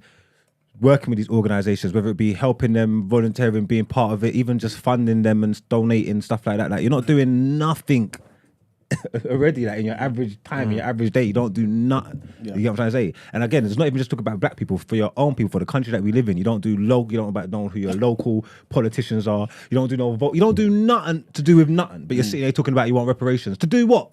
For what? For what though? Can I ask you a question though, Marks, right? Do you feel like it's fair for us to kind of assume the majority of us will use our money correctly? Because at the end of the day, in normal life, we don't, right? Yeah, I think that's fair. If the cap don't fit, then don't wear it. You know what I'm saying? All the stuff that I just said, don't refer to, don't take no offense to it. Okay. You get what I'm trying to say? 100%. But the exception doesn't prove the rule. Yes. You get what I'm trying to say? Yes. It is fair to say the majority of the people ain't going to do nothing right with their money. But what I'm basically getting at is, does it matter? The reason why I'm saying that, wait, exactly. Maybe it doesn't. If maybe just 20% of us did enough with the money, started the businesses, started the schools, hospitals, whatever's necessary, and we could employ people, we can just do better. You know what I'm saying? Yeah, because something's better than nothing, innit? And it's got to start somewhere. So yeah, I couldn't have an argument against that. But yeah, I agree. I think wanna with say two education. things So go before on, I Stacey. dip. I want to just say two things and dip because Shayla wants to come and talk. Okay. Two comments that came from the chat. Someone was like, free education, free healthcare, land, business grants. First and foremost, Marg's really beautifully put what it is I'm trying to say. I think when we get individual payments, we're going to be worried about ourselves naturally. That's not going to help the benefit of Black people. So it's almost like in order for us to get an uplift as a race, there's going to need to be things that are given to us universally that are not things that impact the individual self. And I think that's the best way to go, in my opinion. Things like land, things like free healthcare, like free education. I think that should be something that we equally advocate for on top of reparations. And then someone also said, how do we know if we give these reparations in dollars that people are going to squander it? To be clear, I was saying that my fear is that it will be squandered. I don't know. Yeah. But I don't want to get to a point where white people have the last laugh and we do exactly what they think we're going to do with that money, because it's like, what then becomes a conversation? Yeah. How do we advocate ourselves forward if, not that they gave us the chance by giving us reparations, it wasn't meant to be a test, but it's like, damn, like we gave y'all reparations, look what y'all did with it. So why should we, if something else comes up again, or y'all are advocating for yourself in other areas, how do we know that y'all are trustworthy? Or how do we know that y'all are not going to waste, what we're trying to do here? They might limit budgets accordingly for stuff like that, given, how we did it the first time. So that's my own. But I think Shayla should call in, because I'm also, again, speaking from the perspective of someone who's not a descendant of slavery, and I don't know if that's Shayla's position, but she should have the voice to speak. So, bye, y'all. Thank you very much, Stacey. Later. Before Shayla calls in, just wanted to mention some of the other points. And this is actually in line with what Br3nya and Stacey were saying, actually, because one of the other points is psychological rehabilitation. So yes, understanding obviously that a lot of the issue wasn't necessarily just in terms of the economics, but also the mindset, of our people today, Again, in the same document, it says, for over 400 years, Africans and their descendants were classified in law as non-human, chattel, property, and real estate. They were denied recognition as members of the human family by laws which derived from the parliaments and palaces in Europe, right? So the only a reparatory justice approach to truth and educational exposure can begin with the process of healing and repair. Such an engagement will call into being, for example, the need for greater Caribbean integration designed to enable the coming together of the fragmented community. Another thing is that was mentioned is also African Knowledge Program. So again, let me just read it. It says, the full separation of Africans from their homeland has resulted in cultural and social alienation from identity and existential belonging. Denied the right in law to life and divorced by space from the source of historic self. Africans have craved the right to return and knowledge of the root to roots, right? So yeah, they're obviously saying, try and facilitate that pretty much. Where we can build bridges and people can have a greater sense of belonging, And I think they mentioned some projects such as school exchanges and culture tours, community artistic and performance programs, entrepreneurial and religious engagements as well, as well as political interaction, all these type of things that can kind of neutralize the void that was created by slavery, And the last two is technology transfer. Obviously, as we know, African countries especially, let me not just say especially, but definitely African countries, even to this day, they were just confined to the role of producer and exporter of certain resources. They never got to benefit from those resources itself. So they're basically saying that the advancements in technology, which basically came as a result of all those resources, in some capacity need to be, given back as well, so that, the people who actually have, own the resources can actually benefit. And the last thing is debt cancellation. So again, we spoke about this as well. All of these things to me seem kind of reasonable. I don't think they're all going to be points that people are going to be interested in. Some people have certain things they care about more than others. I think they're pretty reasonable, to be fair. Sound all right. Yes. All right. So, just a quick one before we move on. Yeah. What do you think is the next step? What would you say to somebody who says, I believe in reparation, right? And you're like, okay, cool. I may not believe like you do, but I think this is the next step you should take to make this thing of yours real. What would you advise them to do? Start a Facebook group. Okay. No, it's good group doing things. Yeah, like you said earlier, we've got a community here. You know, This is start it. small. Start small and then build like-minded people. Okay. And then take it from there. Okay. Guys. Beautiful. You start reading the law and then like figure out how it is that you can become like a lobby group, and all that kind of stuff, and then here you are. I guess the whole like it's something that would need to be argued in Parliament, right? Mm-hmm. So you'd definitely need a group first, and then organise, and then take your grievance to the Definitely government. organising is the way You have to forward. say no. To just sit down with your hand out like this and talk about I want is an idiot thing, and it's a horrible mentality to have, and I don't like it. Like, you know what I'm trying to say? Like, if you're not going to take any steps to reach these goals that you want, you're just chatting shit. Like, everybody, like real life. Yeah. Like, if you're not waking up, dead ass. No, facts. No, it's facts. If you're not waking up and doing nothing to reach these goals that you want, if you're so passionate about reparations and thing, then we should need to take tangible steps, real life steps. Like, you know what I'm trying to say? Like you're saying, these things are gonna have to be argued in Parliament and these things. If we're not taking real steps and real action, to get where we want to get to, you're just chatting shit. And I ain't got time to listen to people chatting shit. Yeah. No, you're right, man. All right. Morning, caller. Hi, good morning. It's Shayla. Good morning, Shayla. You right? Yeah, I'm good. I just had a quick comment, really. The conversation about reparations is a political conversation, and people are saying, why are we making it a big deal? Well, they made it a big deal the day that they brought the first enslaved Africans over here on the White Lion in 1619. Facts. And continued that practice for over 400 years. Then they had the Black Codes after that, Jim Crow after that, and all the other things like redlining, like keeping us out of certain neighborhoods. And that was a government practice, to keep us down and keep us, segregated and without what we need. And so, and also in their constitution saying that we were counted as 3/5 of a human being. We weren't even considered fully human. Yeah. You feel me? So it's a government ask us asking the government to give us what was promised to us. So it should be, I feel, financial as well as it's a systemic ask too. So I get what Stacey was saying earlier. I understand. I think it's a both and, Iman. I don't think it's either or. Okay, cool. Before you go, same question I asked the guys.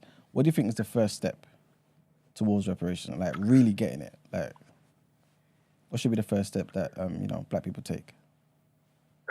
To be honest, I think it has to be, like I said, it's a political conversation. So it has to be a political movement. And I think we're too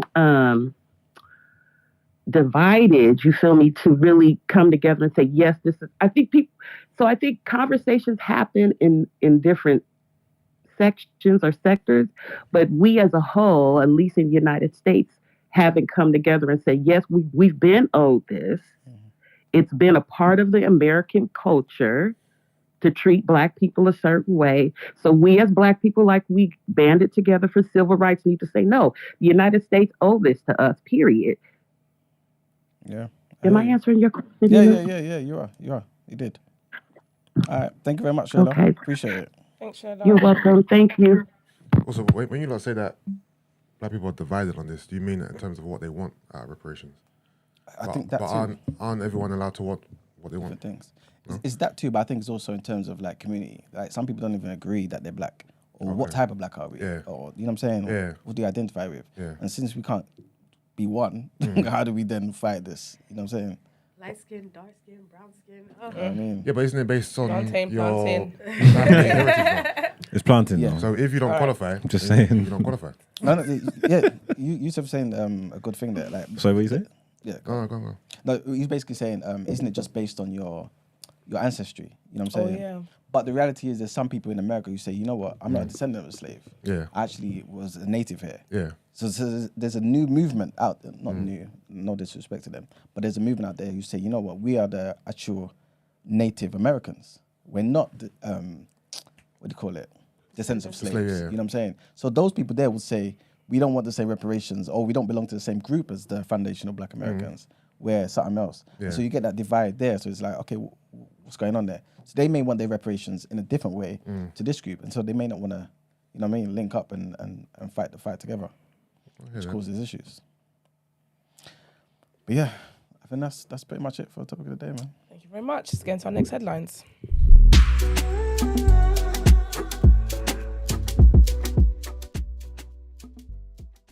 All right, people. So next headline, trigger warning here. And this is a bit of an update of yesterday's news in Gabon, where Gabon's President Ali Bongo has appealed for help after the army deposed him in a coup and put him under house arrest. Speaking on Wednesday from what he said was his residence, he urged supporters to raise your voice. Earlier, army officers appeared on TV to say that they had taken power. They said that they had annulled the results of Saturday's election, in which Mr. Bongo was declared the winner, but the opposition claimed it was fraudulent. The officers also said that they had arrested one of Mr. Bongo's sons for treason. Later, they announced that Mr. Bongo would be replaced by the head of the Presidential Guard, who was earlier carried triumphantly through the streets of the capital.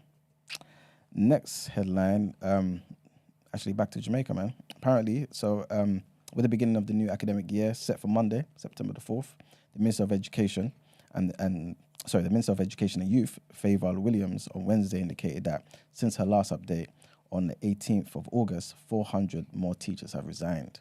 So she stated, the last time I did speak about the number of resignations was August 18th. At that time, I presented that for the period of January to September of 2022, there were 1,538 resignations. And for the period January to September 2023, there were 427.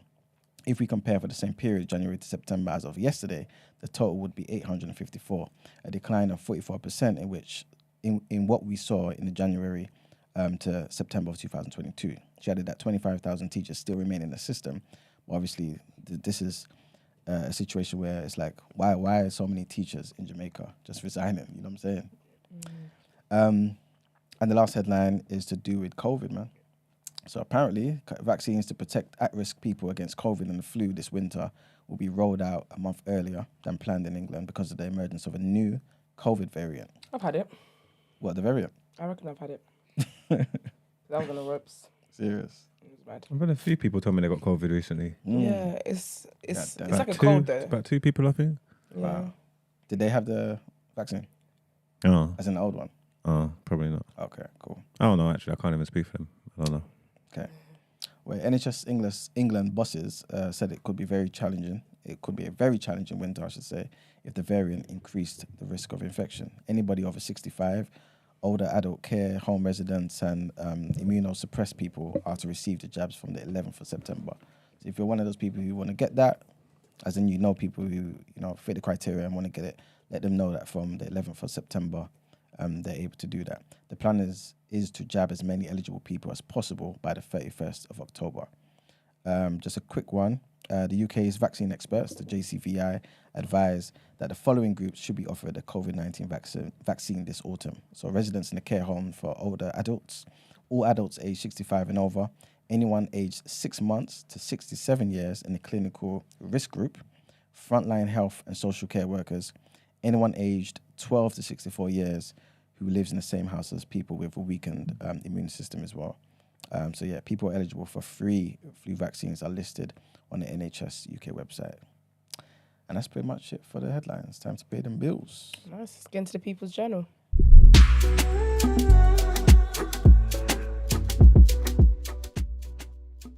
Enough for today. All right then. So, welcome to the People's Journal, where I give you the news from an economics point of view. I haven't got much to talk about today, right? The first thing I wanted to mention is, okay, yesterday I asked you guys about if you go Burger King and stuff. You heard about Burger King getting sued? What, because of their burgers?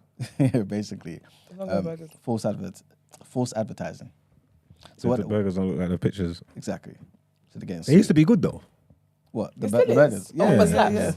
Yeah. Whopper still slaps. Oh no, I don't really go Burger King, but anytime I did, I was always impressed.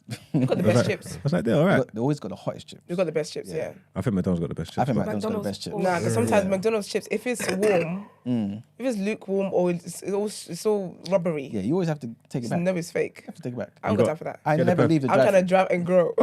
I think you got to go get your burger from Burger King and get the fries from McDonald's, and then go KFC and get Pepsi. Do you know how much petrol is? Then, because it lives. Then you're cooking. That's a meal. That's a meal. Well, the reason why I mentioned them shops there is because Pret is in trouble, man. They're being fined. Pret manager. Yes. They've been fined 800,000. Is it because he said manager? You really said it, and he was like, "Yeah." You answered it like, "What, we encouraging this?" What? What is it? Manger. Manger. Oh, yeah. Manger or Manger? I give him Manger. You might as well just I'm say a manager. French bag. Let's leave it as manager then. Well, they've been fined £800,000, man. What? Why? For what? I'm gonna tell you why. I was waiting for you to ask. £8,000. 800,000. £800,000. I'm gonna tell you why. I hope I can get some reparations from that. Nah. Is that Unless class you want to action? go through the same problem this person did. So basically, this employee was trapped in one of their freezers. What? Yes, Is that for it? more than. Nah. I don't think so. For more No, than I don't what? think so. Let's just say she didn't. Right. So for more than 2 hours. Yeah. So basically, she tried to use a croissant box. Where? What? She tried to. No, pardon me. While she was in there, right, she tried to use croissant boxes to stave off hypothermia. So she tried to, keep herself alive and that, man. That's So scary. yeah, she was there trapped in there for more than 2 hours, man. She got £800,000. Well, they're being fined for that amount. I'm not too sure how much they're gonna get. How much? That money needs to come to me. Because what did the government? The government didn't go through the risks I did. Where? Because if people get fined, I'm like, who's the money going to? It needs to go straight to the victim. No, it should do. Yeah, But direct I'm just debit saying- that yeah, too. it will do. Is it But I'm not just saying I like don't know how being much. sued? They're being Yeah, sued. they're being sued. Yeah, Oh, okay. Yeah. So basically, the person was stuck in there. They're wearing jeans and a t-shirt. What happened? To read the room. Sorry, guys. All right. I just see Habib's back. He's here. Shout out Habib, man. While we're on the topic, super chat. Topic about being- What's that? It is. Can't let him land. Nah, Habib, £50 super chat, innit? Okay. He's recommending a doc. I think is it his doc? Secrets of the Female Orgasm tonight at 10 p.m. on Channel 4. Period, that's good. By ex-Love Islander Yewande Biala. Oh, love you one day. The doc explores why 1 in 8 women never climax, including Yewande herself, due to strict Catholic Nigerian upbringing. He's on a mission to make gal come, you Keep know. up the good work, TD. That is his. That is his. So that's Channel 4 tonight. Yeah, What time? 10 p.m. I'm going to try and watch it. The dedication, yeah, I love that. That's sick. to making gal. This is his job, Br3nya, because without context, it sounds very Yeah. wild. Whose job? This man, Habib. He's Okay. he's a gal specialist. yeah. Is he a gynecologist? No. He's a He specializes in what's it called? Kenyaza. Kenyaza. Yeah. happy he does birthday. not specialize in The hell Kenyatta. is He's like a Kenyatta? sex Guru. He's educator. a sex god. Okay. He's a, No, he's where's, not. where's his He's a book? sex educator. Huh? Okay. He educates people on sex. That's not the book. Nah, that's not the book here. I've got. I That is a book that he's written, but that's not the book Yeah. that you're So talking about. we had him as a guest on last week, Okay. and he was talking about like female orgasms, and so you see how people know about the what's the Asian one, Kama Sutra and stuff. But he was like in Africa, in our African cultures, different cultures, we have our own sex things. Right. So he basically went and conducted research on it and stuff like that. So that's what he does. Okay. So he's got a documentary tonight, Channel 4. That's him, and those are his books. Yeah. And with Yewande. I like Yewande from Love Island. She's good vibes. Okay. Yeah, Big up Habib, man. That's sick. Love that. Yeah, so that was the first thing. The next thing I wanted to mention is basically the US Federal Reserve Chairman pretty much said that the central bank may continue, or will continue to raise interest rates, man, if appropriate, because inflation remains too high, right? So Jerome Powell, he's the chairman, told the annual gathering of central bankers that the pace of price rises, inflation, has fallen from a peak, right? However, it still remains above the Fed's 2% target. So yeah, again, just like in the UK as well, they may just keep increasing the interest rates to obviously try and curb the effect of inflation and bring it down to their targets. I believe in the UK, the target was about 3%, and we're still a way off of that. But yeah, that's all I have for the People Journal today, man. Lovely. Thank you very much. That's what we're getting into next. Our interview. That's it. Let's get to our interview.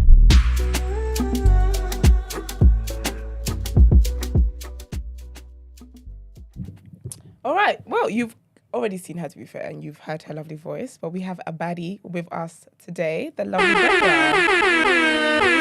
Morning, darling. How are you? I'm good. I'm actually a bit sick right now. I can't lie. Yeah, something I going was on. skin out at carnival, and And you're paying the consequences. How was carnival though? I only went for the last hour, so I didn't really enjoy. Like, you know, when you get FOMO. And cause you went for 1 hour on court zone? Yeah, because I live... Because I live close. All my family was there. All my family was there, so I was like, oh, fuck it, let me just go. I want to eat. I just wanted to eat. Yeah. And I wanted to catch a little wine. And you caught cold instead? Respectfully. I don't remember whining so much. Can you imagine? I hear you. That's what you get for whining on strangers, man. I wasn't. Unfortunately. You said you went to catch a wine. I wanted to. I wanted to catch a little wine, but like the stage we were at, it was Volcano. The music was just like up and down. Like it was like they were stopping and starting. It just wasn't. I didn't settle. So yeah, it was alright. You feel like you go earlier next year? I don't know if I'm coming back next year. Do you know? I've heard a lot of people say that though. That this year they feel like something was missing, and they feel like there was like it just wasn't hitting the same as it usually does for them. Like even people that usually enjoy it a lot, they wish that there was something weird about it. Something and it's off. Something off, and it's kind of put them away from, or put them off. I feel like the mood like right now with just people is probably a bit different. You reckon? Why I feel like our year here has been a bit strange. It hasn't really been a summer. It hasn't been a summer, so let's round it up. We're not really, we're not in that vibe. We're just kind of over it. Like, let it go. Let's go September. Let's go. This has actually been the deadest summer ever. Nothing's been given. Not one thing is given. You know, people said 2016 summer is coming back.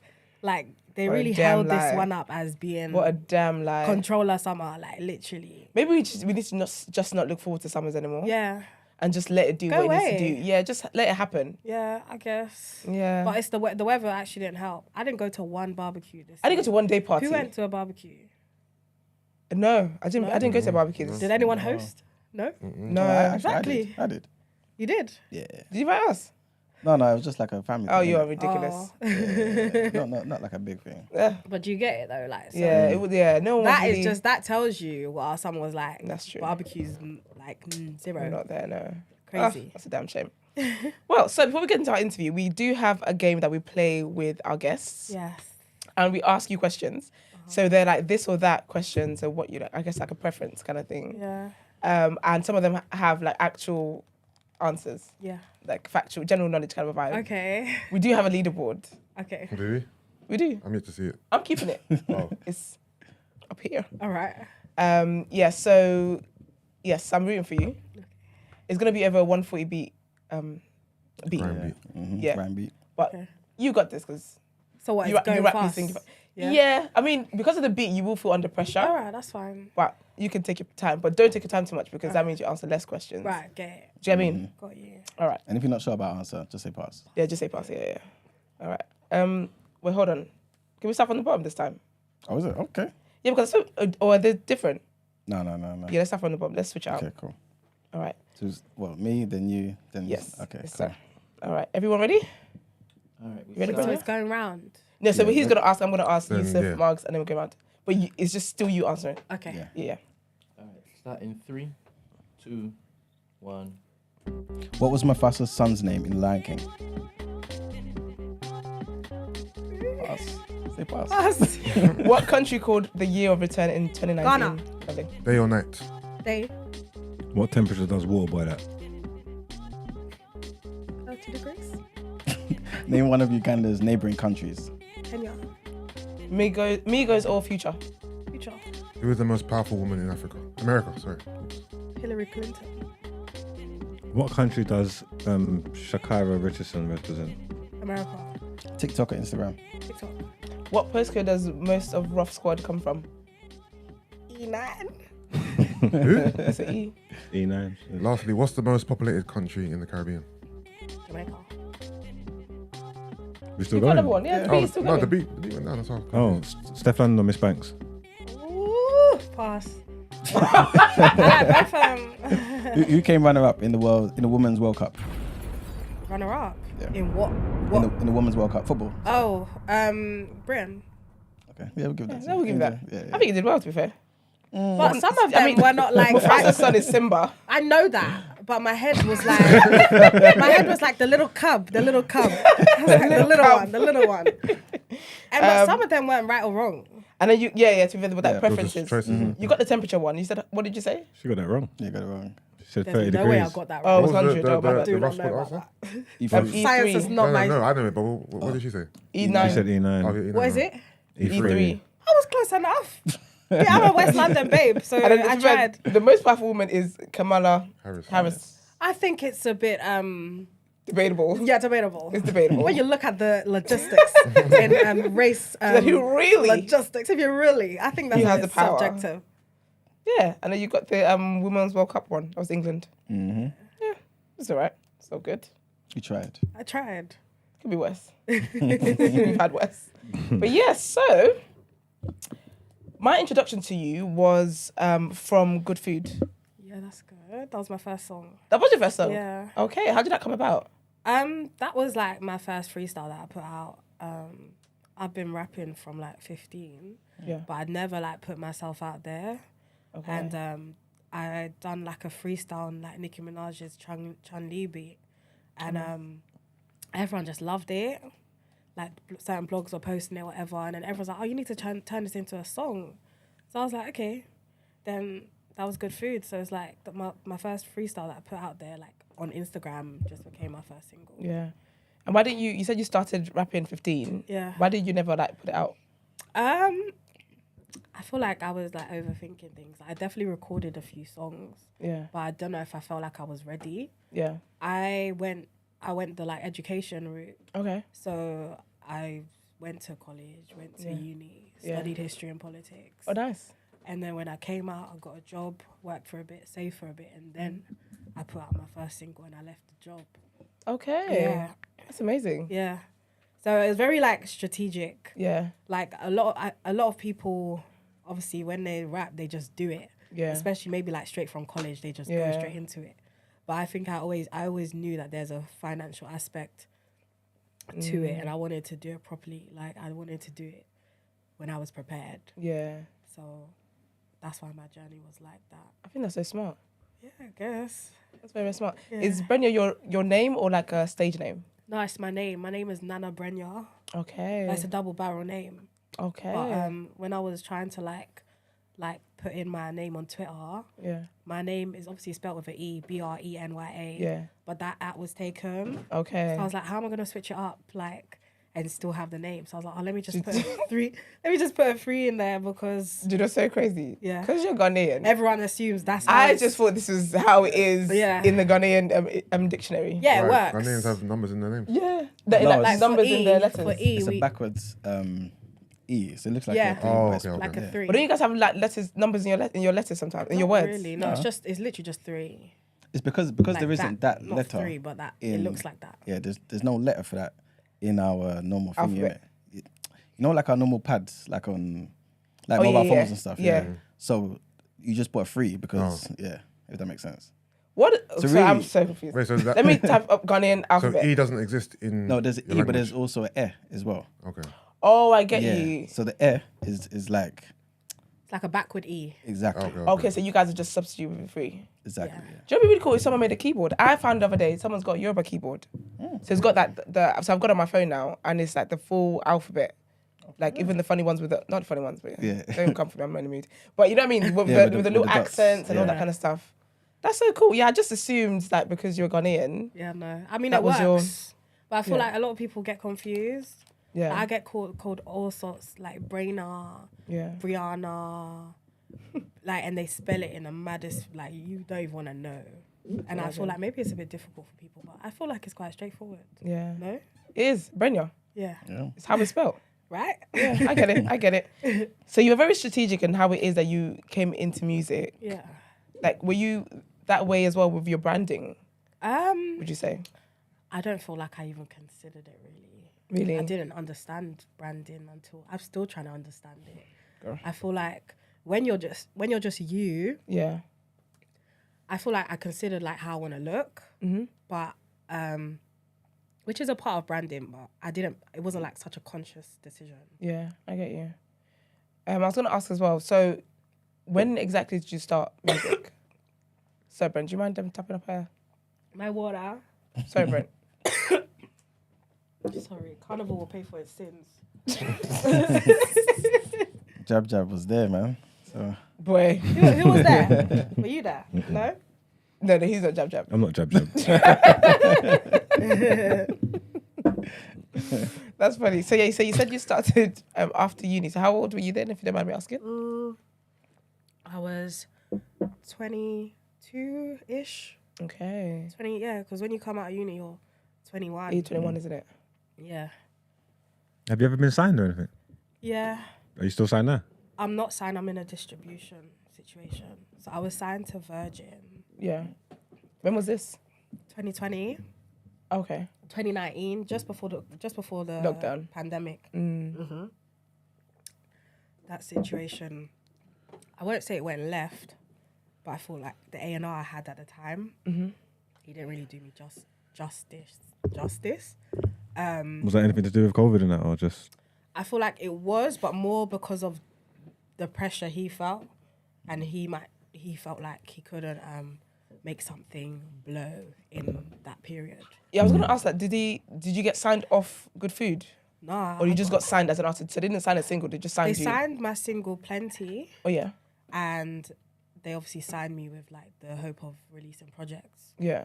So with that A&R, at one point he just I feel like he didn't want to go through with really give himself to that project. Really? So they did offer me like you can have another A&R or whatever, but that doesn't make sense. When someone signs you, they're signing you to like they're gonna do whatever you need to do as an artist, but it just didn't make sense. So we parted ways. It wasn't anything complicated. Like I was able to release straight away, like independently. Okay.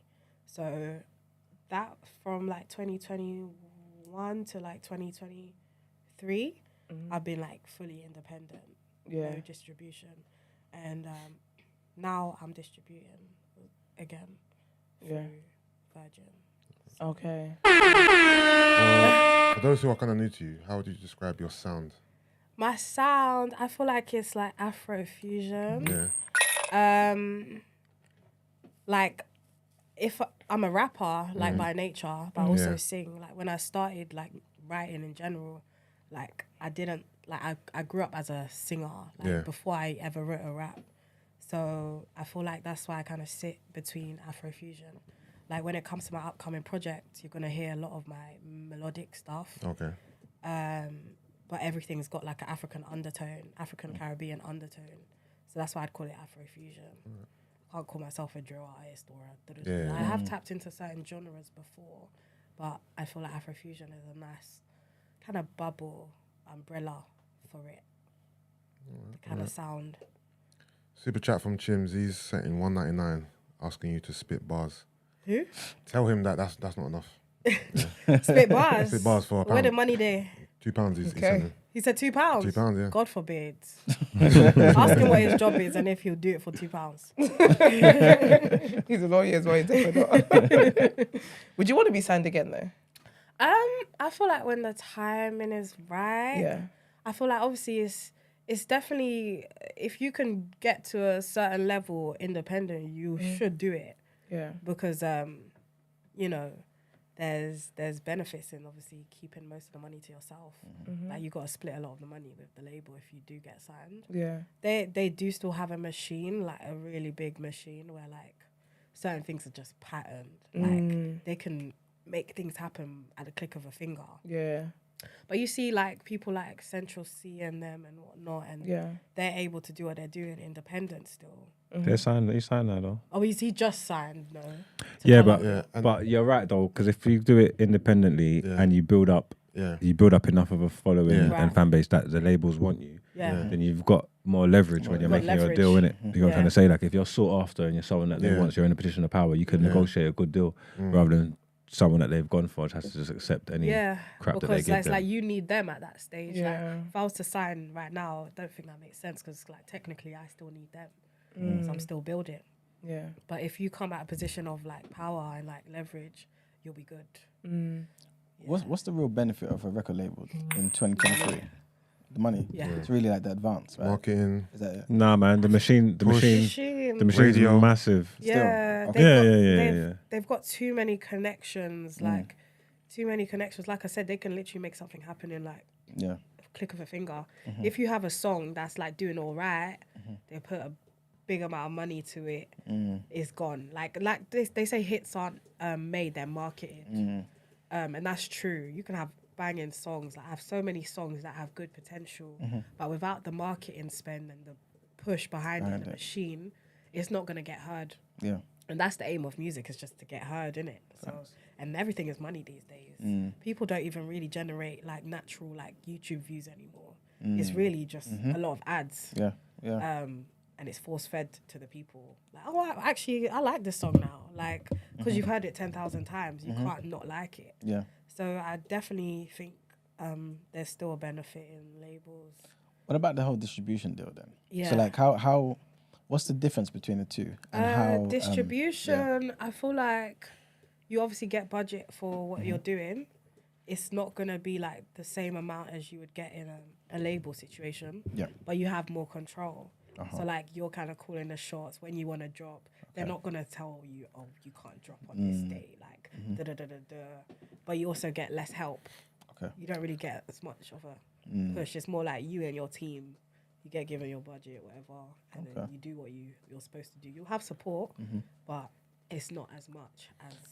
Do they have pretty much like less influence at radio stations and stuff like that as well? To be fair, they've still got connections though. You can get they got connections with curators and stuff. They can get you put on playlists and that. Get you slots and DJs and stuff like that. They help where they can. Yeah. Okay. To be fair, because I was going to ask, how much has distribution changed? Because obviously we're in a digital age now, innit?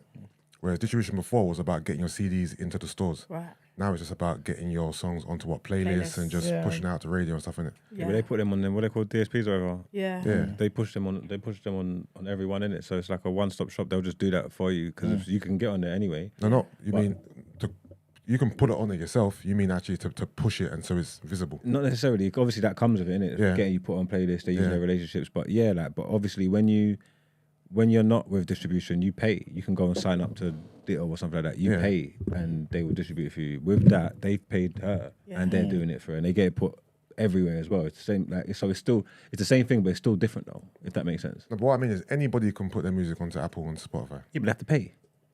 Okay, yeah, but what's the cost? But the there's no guarantee it's going to be heard, especially if it's No, not, I know. That's what I mean. So it's not the pulling it on there. It's the pushing it when it's on there. It's the pushing it. Yeah, It's the fact is who it's coming from. I've seen any Tom, Dick, and Harry with an Apple page. Yeah, but what I'm saying is they didn't get paid for that though. If that makes sense. But what's the cost of what's the cost of a startup artist putting their music on Apple Music on Spotify? And is it a one-off payment to create a profile, really or it's a month? It's be like a monthly subscription, isn't it? Yeah. Probably like, How much is it?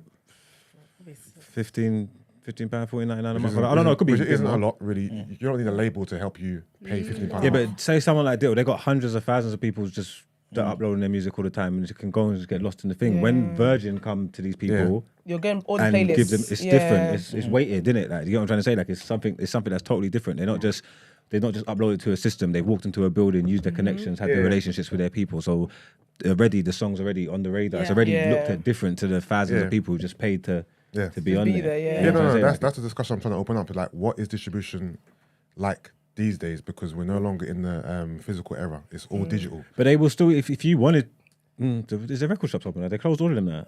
We talk about HMV the other day. It's still there. Like, online, it's online. Yeah, but, ain't it like, can't you get hard physicals? I don't think I ain't seen any HMV store for you. It's not many, but they're dotted about. But they're some artists still release their music physically, but I'm saying they could facilitate that for you too, though. Yeah, but there's no real money in that though. Yeah, but I'm saying if they wanted to, though, that's what I say. So they could just handle everything, but it's probably more just a connection. Like I'm saying, if they're walking it into a building, it's already on the radar. They have relationships with the people that's curating the playlists and stuff. Yeah. You know what I'm trying to say? That can get you put on a playlist, can get you put on spots, like get spots like when you go on Spotify and your pictures there and stuff like that, and boom, boom. Yeah. Just probably all that kind of stuff. Help you with your social media.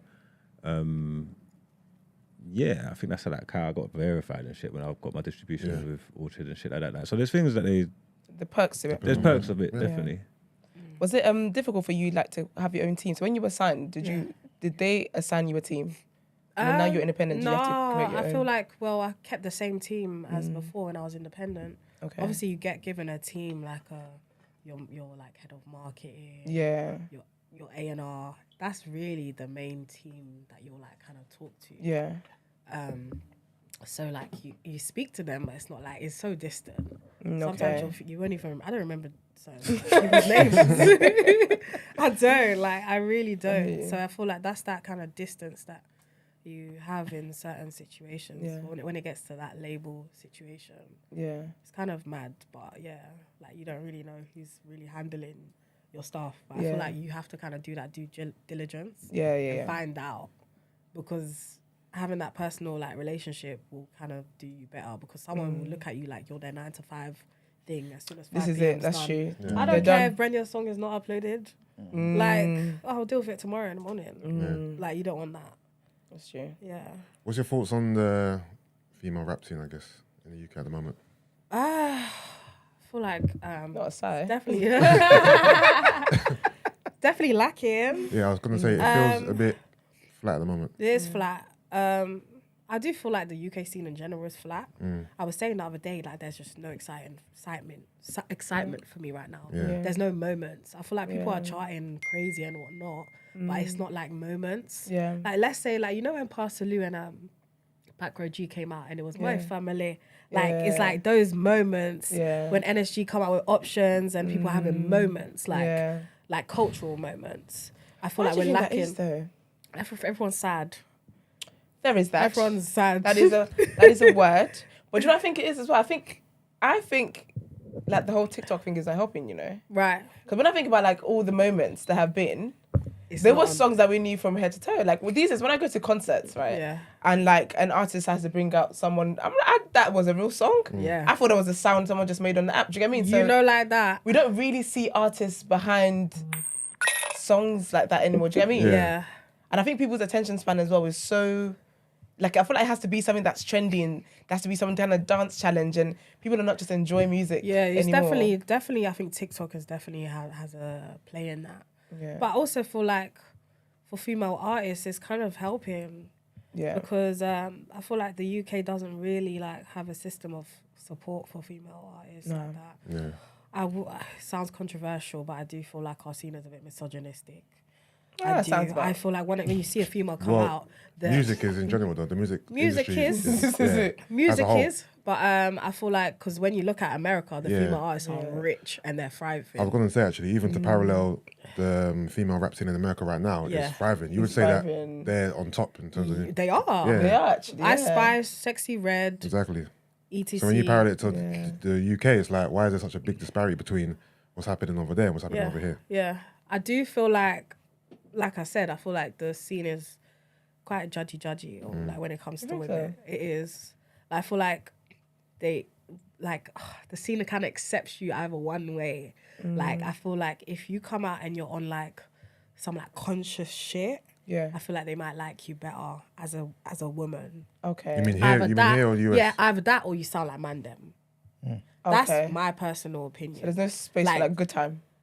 I don't, or sexiness. Yeah. Like you owning your sexiness or your femininity. I feel like it's harder. Or here, you mean? Or here. Yeah. I feel like coming out like Mandem, you get verified by Mandem. They love you got that cosign. Gosh, she's hard. I'm trying to think of the examples of that. She's hard. Who would you say is like Mandem? It's like Mandem. Like a. That's like doing well. Not even. It's not even doing like well, just I can't anyone. even. I just feel like when I see people like, obviously you kind of need to get rated by the man there. But they set the tone. There is a co-signing that happens. And who's like popping like as a female artist. I feel like here you have to go through that kind of process. Like the man them rate you. Like they think you're hard at spitting. Okay. And it's like, if you don't want to just be doing like, I mean, I'm not here coming to convince someone that I can rap 24/7. Like, I want to make music. Yeah. So I feel like there's not really that kind of support for that. They want you to go through the trenches and be freestyling every day on the corner, and then they'll say, you can rap. But I say the female scene here in general, there's definitely no unity. Yeah. I feel like there needs to be more development in terms of songwriting. Yeah. I feel like the focus needs to be on better songwriting. Okay.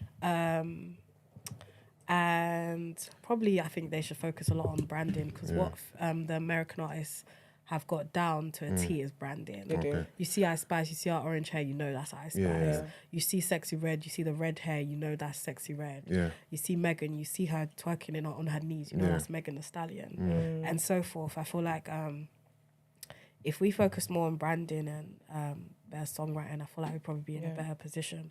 And actually unifying, because the man them have got that down. Yeah. I'm going to say, based on you saying that you feel there's no unity, is because everyone feels like they're fighting for that one slot. 100%. And why does it seem like within, for example, within male rapping, there's like many slots to fill in it. With female rapping, why is it always there's only one slot for a female? Because when you think of the idea of like a queen, it's like queen. It's not queens. It's queen. Because even if you look at rap crews, it's always bare man them and one girl. girl. Rap Riders was Eve, the first lady of Rap Yeah. Riders. There's always Junior Mafia, Lil Kim, The token The Firm, woman. Foxy Brown. There's always just one woman Yeah. and there's bare guys, even here. Normally Yeah. it's just you. Yeah. Well, it is a Okay. very It's a case in point. it is a very masculine industry. So I feel like we still suffer from that.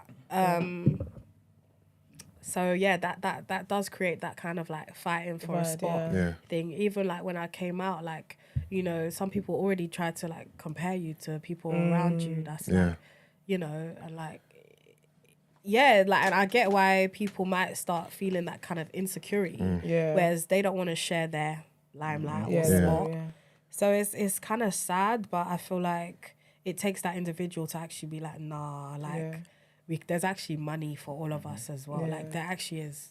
So I was gonna say that. Oh, sorry, Seth. I was gonna say. Do you wanna, This is off the back of that. Okay, go on. When you think about the UK though, actually, it's funny because there's not much females in crews. Right. I think Lisa Mafia is the only female I can think of who's a part of a crew. Right. Whereas America, even though it's only one woman per crew, at least they back and push a woman. in a crew, but here there's no. Basically, you're saying stuff like OFB. There'd be like a female. For example, there. for example. Yeah, that's true. Yeah, and because they could push that girl to be really big. Yeah, exactly. Talisa. What I've Who? Talisa. Oh my gosh, that's years. N-Dubs. No, but think about N-Dubs that. is a bit different though. That No, is. but she went on to do X Factor. I hear you. But that's Talisa was a household that's years name. ago though. But that's a group. That's a group though, isn't it? That's I'm kinda talking about different. a crew of man. Where there's It's like like a lot. synonyms to me, y'all. No, like, What crews do we have here? Okay, like let's say there was the women of NSG. or even Russ. They're a group. Yeah, They're that's not true. No, crew. they're not No. crew, they're a group. If No, N-Dubs are not a crew, NSG. No, NSG is not a NSG crew. and N-Dubs are in the same category. Really? Yeah. Groups. They're just- What's yeah, a crew? So Is that a okay, group? cool. A Like for crew, what's a example, crew? Like Murder Inc. Roll Deep, Ross Squad. You But mentioned can we earlier. talk about crews that Ross right Squad. now though? Who? What's a crew? OFB. Yeah. OFB. What's a Yeah, she mentioned crew? OFB. Is that She that's mentioned the only? OFB. Yes. So what else is there? There's no crews. There's a few crews just now. hella groups. She might be right. There's no You're right, crews. actually. This is an old. Harlem Spartans. That's That's not that's a even. crew. They've definitely broken up. I know they have, but that was a crew in it. I hear it. Guys. Yeah. Even back in the day when you had all the grime collectives, there was no female within them crews. Yeah. No Labels was the only one that I think was in a Yeah, first, yeah. so to speak. You know what I mean?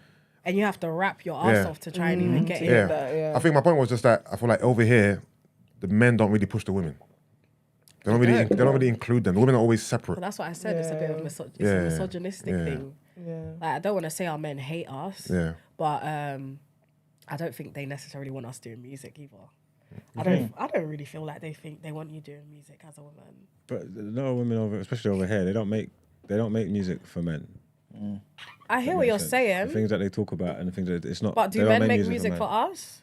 But we still support them to the core. Men make music for gal. Not really. You I have see one you song on an album that's a girl tune. It's not necessarily a girl but tune. We're not talking about slow girls tunes, but don't they're need girl uplifting tunes, songs. though. Girls don't need girl Girls tunes. Girls like everything. Girls want to be. I've seen girls want to be in a club turning up, calling themselves bad bitches when they're ready and ting and turn up like party music. Like gal are regulating these rhythms. Yeah. Like, do you know what I'm trying to say? Like, man, I'm putting out ideas or like that girls fuck with necessarily without having it. It don't have to be a slow song. It could be a twerk rhythm. But I think that's what that's what I'm trying to though, say. Is that we support, even if we can relate, can't relate, whatever. We're still it is, gonna be singing. the support is still You there. don't need to relate. If it's got a right bounce, if it's got a right bounce, it's gonna make you dance and very rare. And it's like what the context of what they're talking about might not matter. You might not relate to, but the sounds, the vibes, the feels when you come to the club. These are used lots of rhythms. Like man, them do that. Gal don't really make songs for man them. No, but think about it, hear what you're in saying. America, That's though, true, the that's true. female rappers, the boys are singing along, and I'm There's talking about like, definitely singing along the to songs are Sexy not Red. for them. But that's because And that's because they got a certain That's that's because they got a certain energy and it's the same thing. They got a certain energy and a certain bounce. And if it comes in the club, the man them are gonna rock with it. Even though what you're saying ain't for me. Yeah. You have thought about us when you are making this shit. I don't think they are. FREE, F nigga free is It's was not. not They're not thinking about y'all. niggas. Brother, that tune. It was goes- about y'all. It's not for It the was, man. it was a diss to y'all. And they're It not was not considering for man you. that. But guys, it's bouncy But it's and fun, that so we tune can will sing go along. So off. your point is Like, that that shit will go you're basically off. saying that women's music is not bouncy here. That's basically what you're saying. No, the Because the you know, American it's a ones funny are. point now here. Yeah. Because there's a funny Oh, here. point. Like I've been around certain guys, yeah, and they recite my music Lyrics.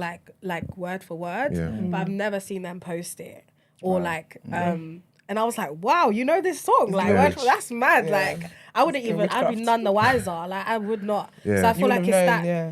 not trying to, and it's like I'm not saying the maddest stuff like eat my ass, like da da da da, and they feel like they feel, but like no stuff that will make them feel so shy to sing that to say- lyric. yeah. But it's just, I feel like it's interesting here. I Do feel you like think it's a judgy thing then, actually? Maybe they feel like their other boys are going to look at them a certain way, Certain if they're quoting Br3nya song. It's like, you know you're swaying your hips when your girl's playing around the house.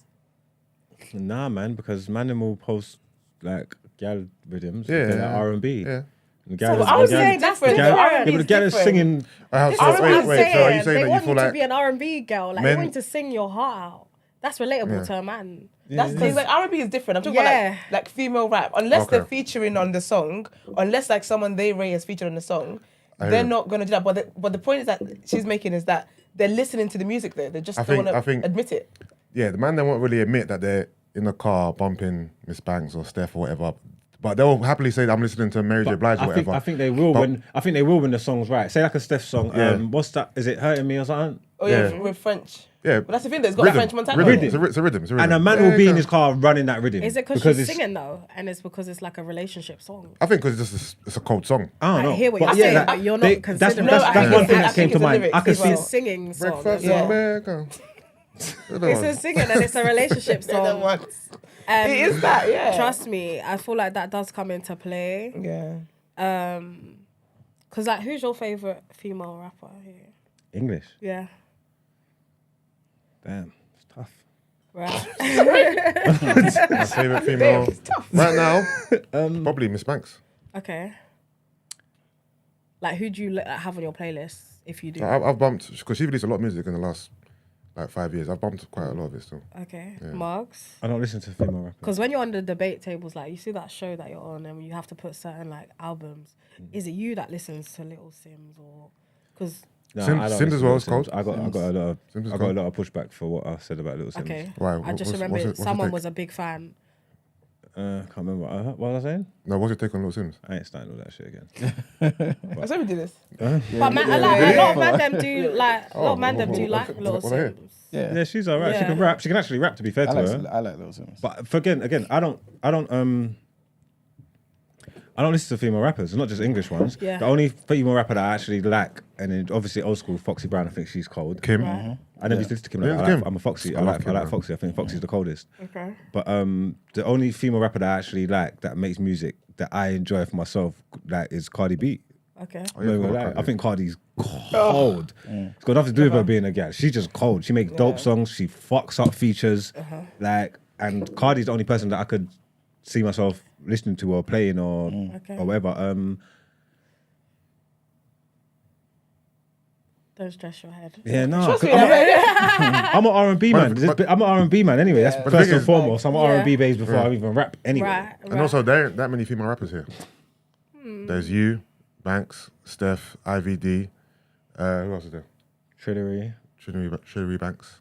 Who's it? There's bare young ones. Some of them young ones, some of them new ones are good. Crystalli. Who's that girl Christelle, that is that her name? that, Christelle, what do you say it? Tion Wayne brought out the other I day? think Crystalli. I say Crystal. I thought it was Christelle. It's Crystal. Crystal. Oh, yeah, We Crystal. had, me and I Hav think had that she's conversation, cold. so Crystal. I pronounced. She's a drill her rapper, name innit? differently. Yeah, I think Blasian she's Baddie, cold. yeah. I see that Blasian Baddie the first time the other day. She's on the Yeah. Grime Daily thing. She sounds like she's good. She looks the Yeah. part. Get my vote. What? What's her name? No comment. Child of the Ghetto. Child of the Ghetto. Yeah. G-Dep? No, sorry. This is a girl you're talking about. Yeah. Child of the Ghetto. It'll make sense, isn't it? It'll make I sense. thought the childhood ghetto. You're talking about old or someone new? No, she's been about like for a while, you know. English. Yeah, you know when I get her name. Nole. No. When you say a child of the ghetto, what's her name? I'm silly. I was born in the ghetto. Do you know what it is? It's because I'm translating. She's Yoruba. I'm thinking. It starts with S. Why am I forgetting her name? Shabo. Shabo. Not for one. She said I was born in the Lioness ghetto. as well. Lioness is cool. Yeah, Lioness is cool. I love Lioness. I think she's dope. She'll spin a lot of man. Yeah. Do you know what? Maybe there is something in the air for the girls because all these names we're saying, I don't feel like the girls are really like there isn't a momentum going on. Definitely. And yeah, like you said, there's no unity. Like I'm trying to think of like where's the female ladies night? Yeah. Track. There's no unity and a lot of money is not being thrown out there. Invested into girls. Yeah. That's quite sad. Yeah, it is sad. I was gonna say though, I know like you said you didn't put like in terms of your branding, you didn't think too much into it. But I think your branding is great. Really? Because in my mind, let me tell you why I think your branding is right. In my mind, you're a good time. Yeah. As in like you make music for the girls. Right. Anyone can relate to it anyway. Yeah. But you always have a good time. Right. You're like a human like brat style. Right. Do you know what I mean? Yeah. And I love how with the whole Nollywood thing. Yeah. I love how you tap into it because it's so I feel like it's so natural to you. Yeah. Like it doesn't feel as though you're acting. Exactly. It's like you're just really this is how you just with your friends. Right. We are. I feel like that's fun. Yeah. Do you know what I mean? So I feel like you've got your branding. Do you get why that's not branding? Because I'm just being myself. Okay. Sometimes I struggle to like actually get the concept of branding. But does branding have to be something? But yourself can be your brand. No, yourself should be your brand. Yeah. Exactly. But I feel like sometimes it's really not conscious. Like I'm the reason why my music is a good time is because I'm a good time. Yeah. So it's just reflecting who I am. Yeah. So yeah, that's why I feel like I don't actually consider it too much. You're never gonna hear me make too many sad songs, like because that's just not my personality. Yeah. Like I don't want to even bring out that energy in people like that. I actually want them to enjoy themselves when they're listening to their music. So if I get what I'm glad that you've actually recognised that. I think a lot of people do. Yeah. That is, if someone else came onto the scene and they were doing things that you're doing, I would straight up say, and a lot of people say, they got that from Br3nya. Right, I get you. Do you get what I mean? Because no one has been doing that to my knowledge at all. From the start, anyone that comes after, who tries to tap into the dressing this kind of way and doing this, it'll be like, oh, you've been inspired by Br3nya. Yeah, it'll be very clear. I get you. So I do hear it. Yeah. I feel like I'll definitely tap into branding more. Yeah. Because I feel like there's opportunities when it comes to money. Yeah. It's all about branding. Yeah. Because then you can find the brands that you want to work with and so forth. I feel like that's when you'll kind of like bring yourself to the level of like female American artists. Because they're branding What about the girls? Yeah. They're branding heavy. I feel like Britain is really like subtle branding. But we are very quiet. We're very not aggressive about a lot of things. It's not aggressive enough. You can't like be too out there. You can't be too confident. You can't talk too much. But very take it back a bit. Yeah, it's like, but can you? If you try, it might actually work. I feel like it would work. Yeah. Because if it wouldn't be in a distasteful way. Yeah. Do you know what I mean? Like, if you're making your can't do certain things. I feel like if you're making your presence known, it will be known. It will be felt. It will be known. Definitely. So do you, with your videos and stuff, do you come up with that concept yourself? Yeah, I come up with all my video concepts. I make treatments, then I take it to the director. Yeah. They might tweak it a bit and make it more official. Yeah. But I literally decide all my like concepts. It's just, when you make a song, you visualize what you want it to look like. So I'm very hands-on with everything with my career. That's sick. Yeah, like and you write your music. Get my whole PowerPoint, every single word. That's so cool. Yeah, very long, but it's every single word. Like, I'm not someone that will sit there and write every day. Like I really can't because I feel like every time I do write, not to be biased, but I feel like I make a good song. Yeah. So I don't want to sit there and waffle.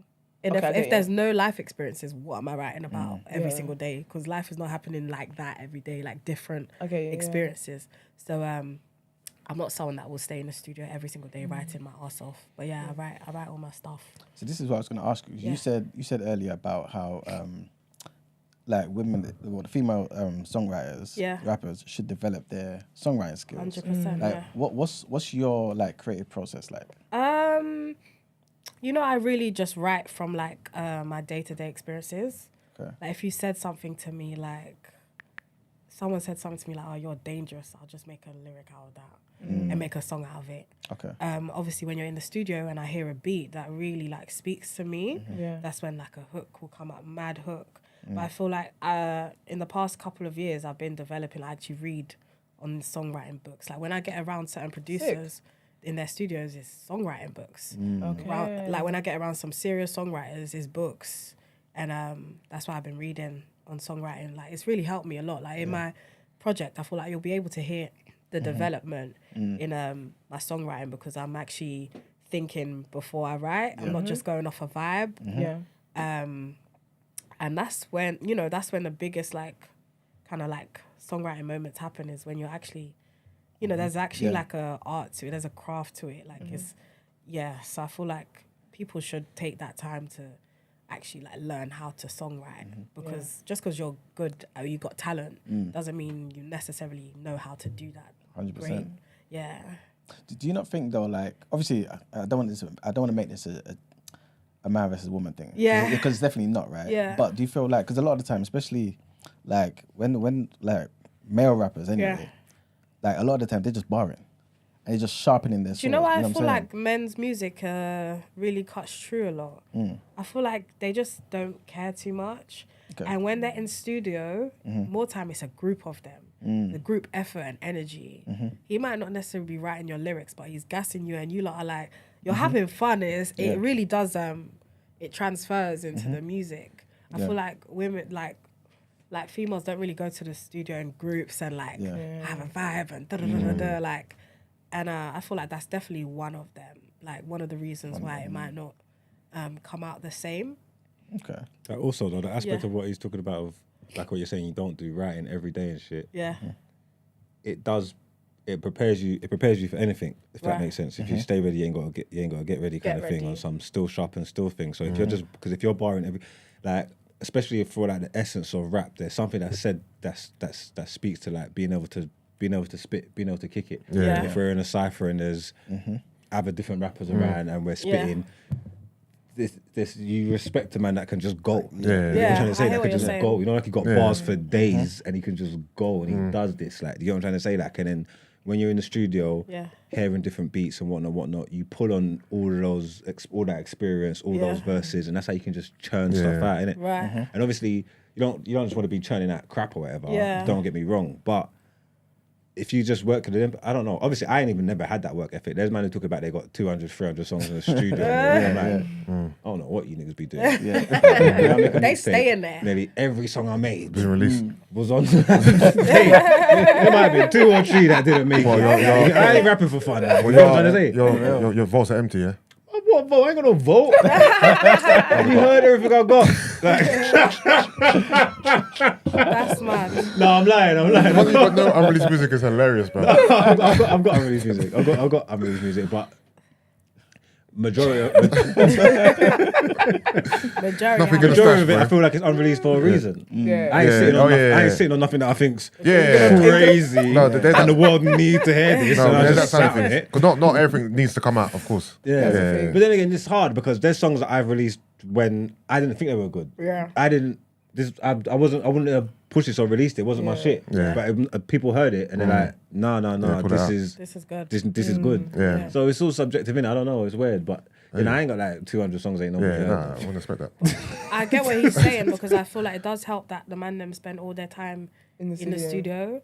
As a woman, it's obviously not really ideal to spend all your time. It's just not women.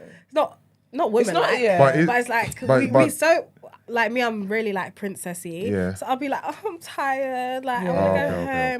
Like, where's my food? Like, hello, somebody. Like, I want to be comfortable. But why do you create that environment for yourself? You can definitely you can.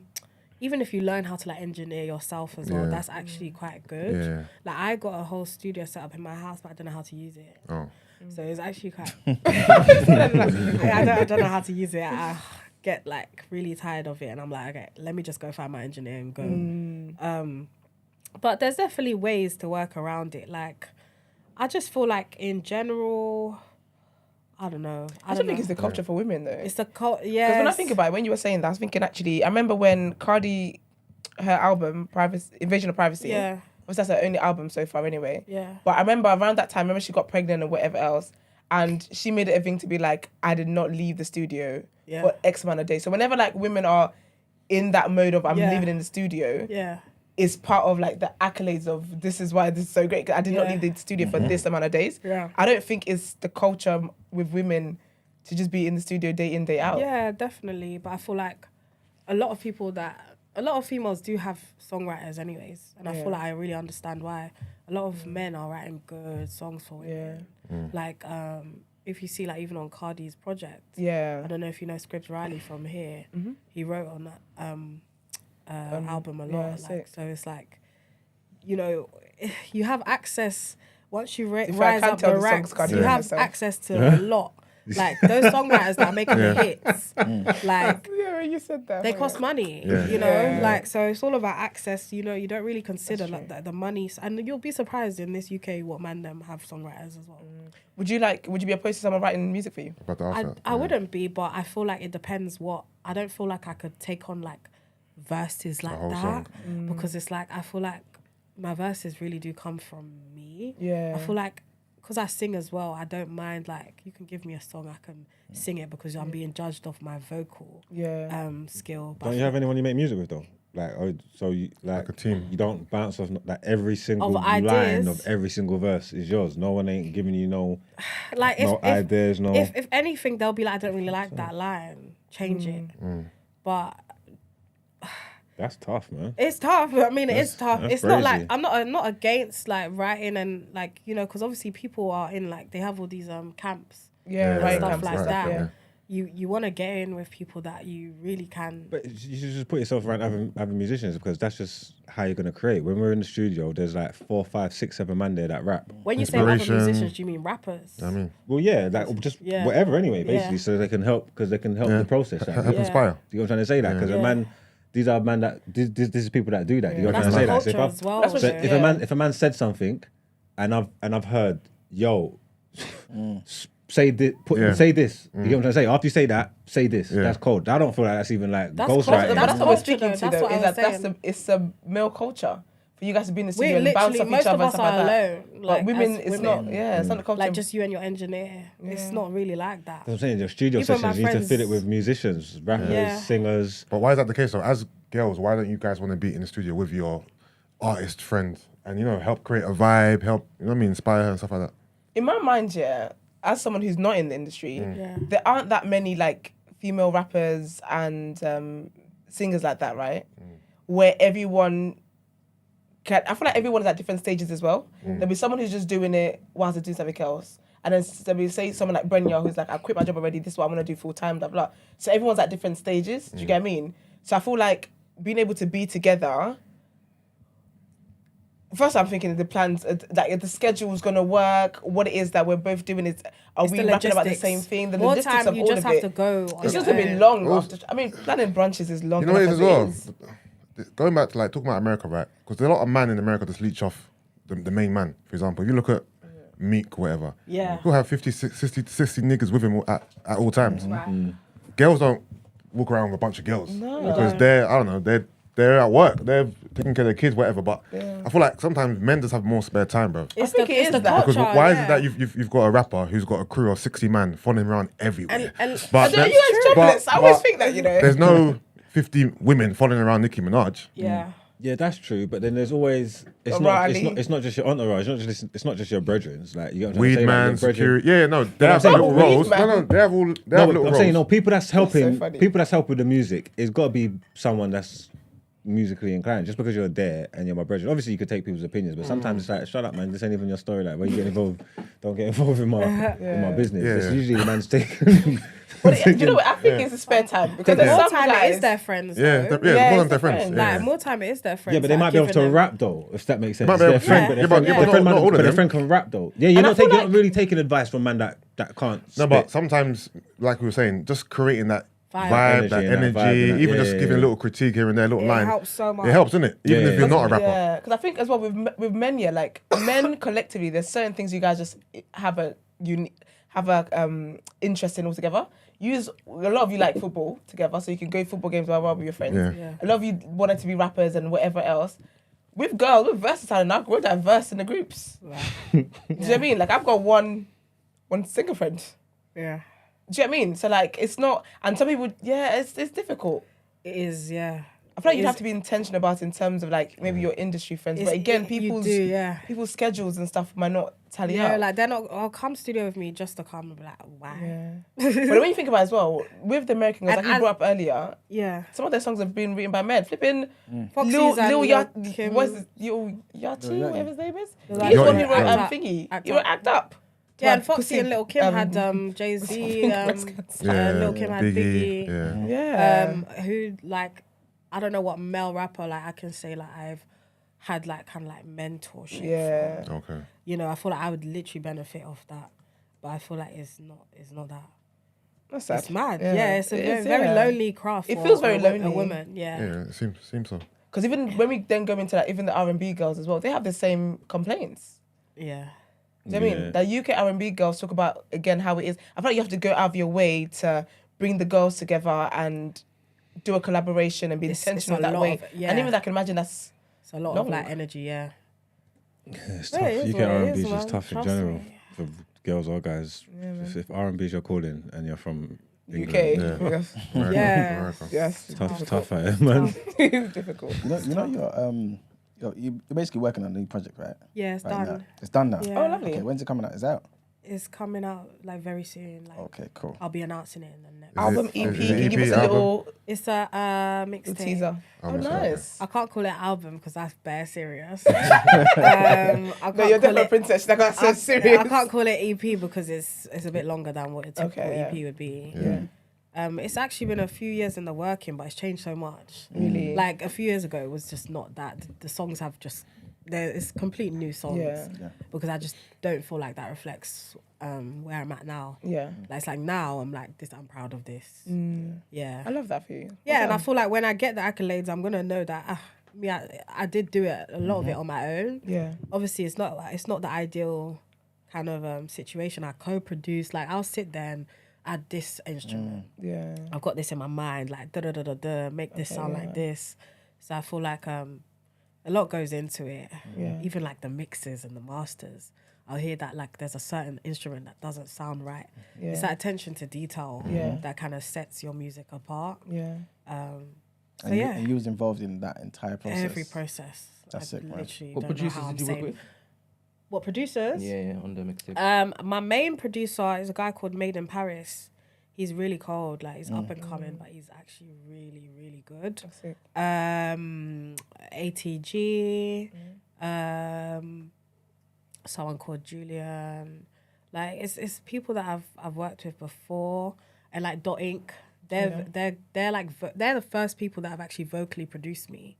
Okay. Like, and that was a different experience. That's when I was saying when I went to their studio, they had books on songwriting. Oh, yeah. That's when I knew it was a different session I was different going level. to. Like, these men are reading. They know what they're doing. When they say make a voice like who, like they know what they're doing. Like that is fun. That first experience of actually being produced, vocally produced. Yeah. You know what I mean? Like when they tell you, "No, don't do that." Oh, that wasn't right. Or do it this way. It's different. And it's proper different. It's different. To just when there's a guy just out there just pushing the buttons, pushing the button, do what you want. Another take. All right, cool, go. And then they're like, it's sick. When you've experienced that for the first time, it's actually quite dope. It really changes your like whole like artistry, because I feel like that's when I first understood like harmonies and backing vocals and stuff like that. And now I've developed my own kind of harmonies and whatnot because of that experience. So I feel like people benefit by having those experiences more. Definitely. Yeah. And so Us is on a new project there? Yeah. And Outside as well? Yes. Okay. And are you going to put out like another single? Before? Yeah. Okay, cool. Kind of like, just before. 3 singles, that's old school. Yeah. Exactly. 3 singles in the album. Yeah, so, I mean, everyone still does it, I think. Do they? Yeah. Nowadays, people just put out they do. album straight away. You don't realise that they've been putting it out kind of like, there might be a bit of a gap. Gap between, But it is still kind of technically 3 singles because they want you to have those moments before it's out. But I genuinely feel like there's so much more singles in the project. Like, you can tell me yourselves when you hear it later, but like, I just feel like there's another big, like my biggest single I don't think is out before the release. So because I was gonna say, to me, you feel like a singles artist. Yeah. Like I feel like you'll hear the tape and you'll hear that I'm actually kind of both. Okay. I feel like the way that I've structured the whole tape and the journey, you're kind of, because obviously I don't know if you know my song Payday.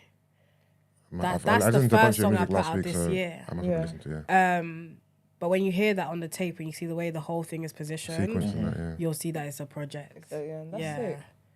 Yeah. How many tracks on there? Am I allowed to ask these many questions about the project? I want to say 9. Okay. Yeah. Okay. I want to say 9 plus like an interlude. Okay, so like an Illmatic. All right. No, Yeah, nine means they're all bangers then. They are. No filler, no filter, bias. just Nah. because 9 is short. So if it's 9, that means these are 9 solid. Like songs, I'm not even no bias. I Yeah. think it's amazing. Okay. Like, and sure I it don't is. think man them or women are gonna feel like this is not not for for us, me. Yeah. Like there's songs that I know man them are gonna like Yeah. songs that I'm literally directly talking to them. Okay. Stuff like that. You know, like Mugs likes his R&B stuff, so he'll like certain songs on there as well. Yeah. So you got me, yeah? I got you. Features? Any features that you can announce? The features are actually out. No, there's one feature that's not out with a Okay. Ghanaian Nice. artist. Yeah, she's really good. Like, she's had a big moment last year, so that song is coming out real soon. How was that feature? Did she come to the UK? She came here. Okay. Like, we were already connected. Someone played me her music when I was in Ghana. I was like, she's cold. So when she came here, we'd always been talking about linking up. Got in the studio and it was just such a vibe. Like, the song was so easy to make. Like, really nice. Really nice. Is she a rapper or a singer? She's a singer. Okay. Yeah. Sick. Yeah.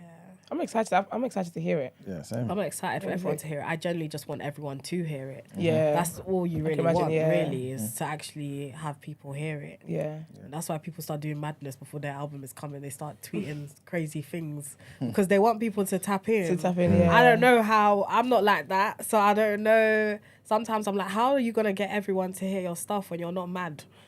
When you're normal, innit? When you're normal, like, it feels like you gotta do some sort of theatrics. Business, yeah. Or send one nude to Shane A nude shout. before. No, it's true though. You got to do all these Sex tape, innit? all this stupidness to get attention. Serious about your career. You want to blow? Make a sex tape. Does that even work anymore? No, they stopped working after Mimi from Love and Hip Hop tried it. It's not working after was OnlyFans, it. bro. She's hanging off there.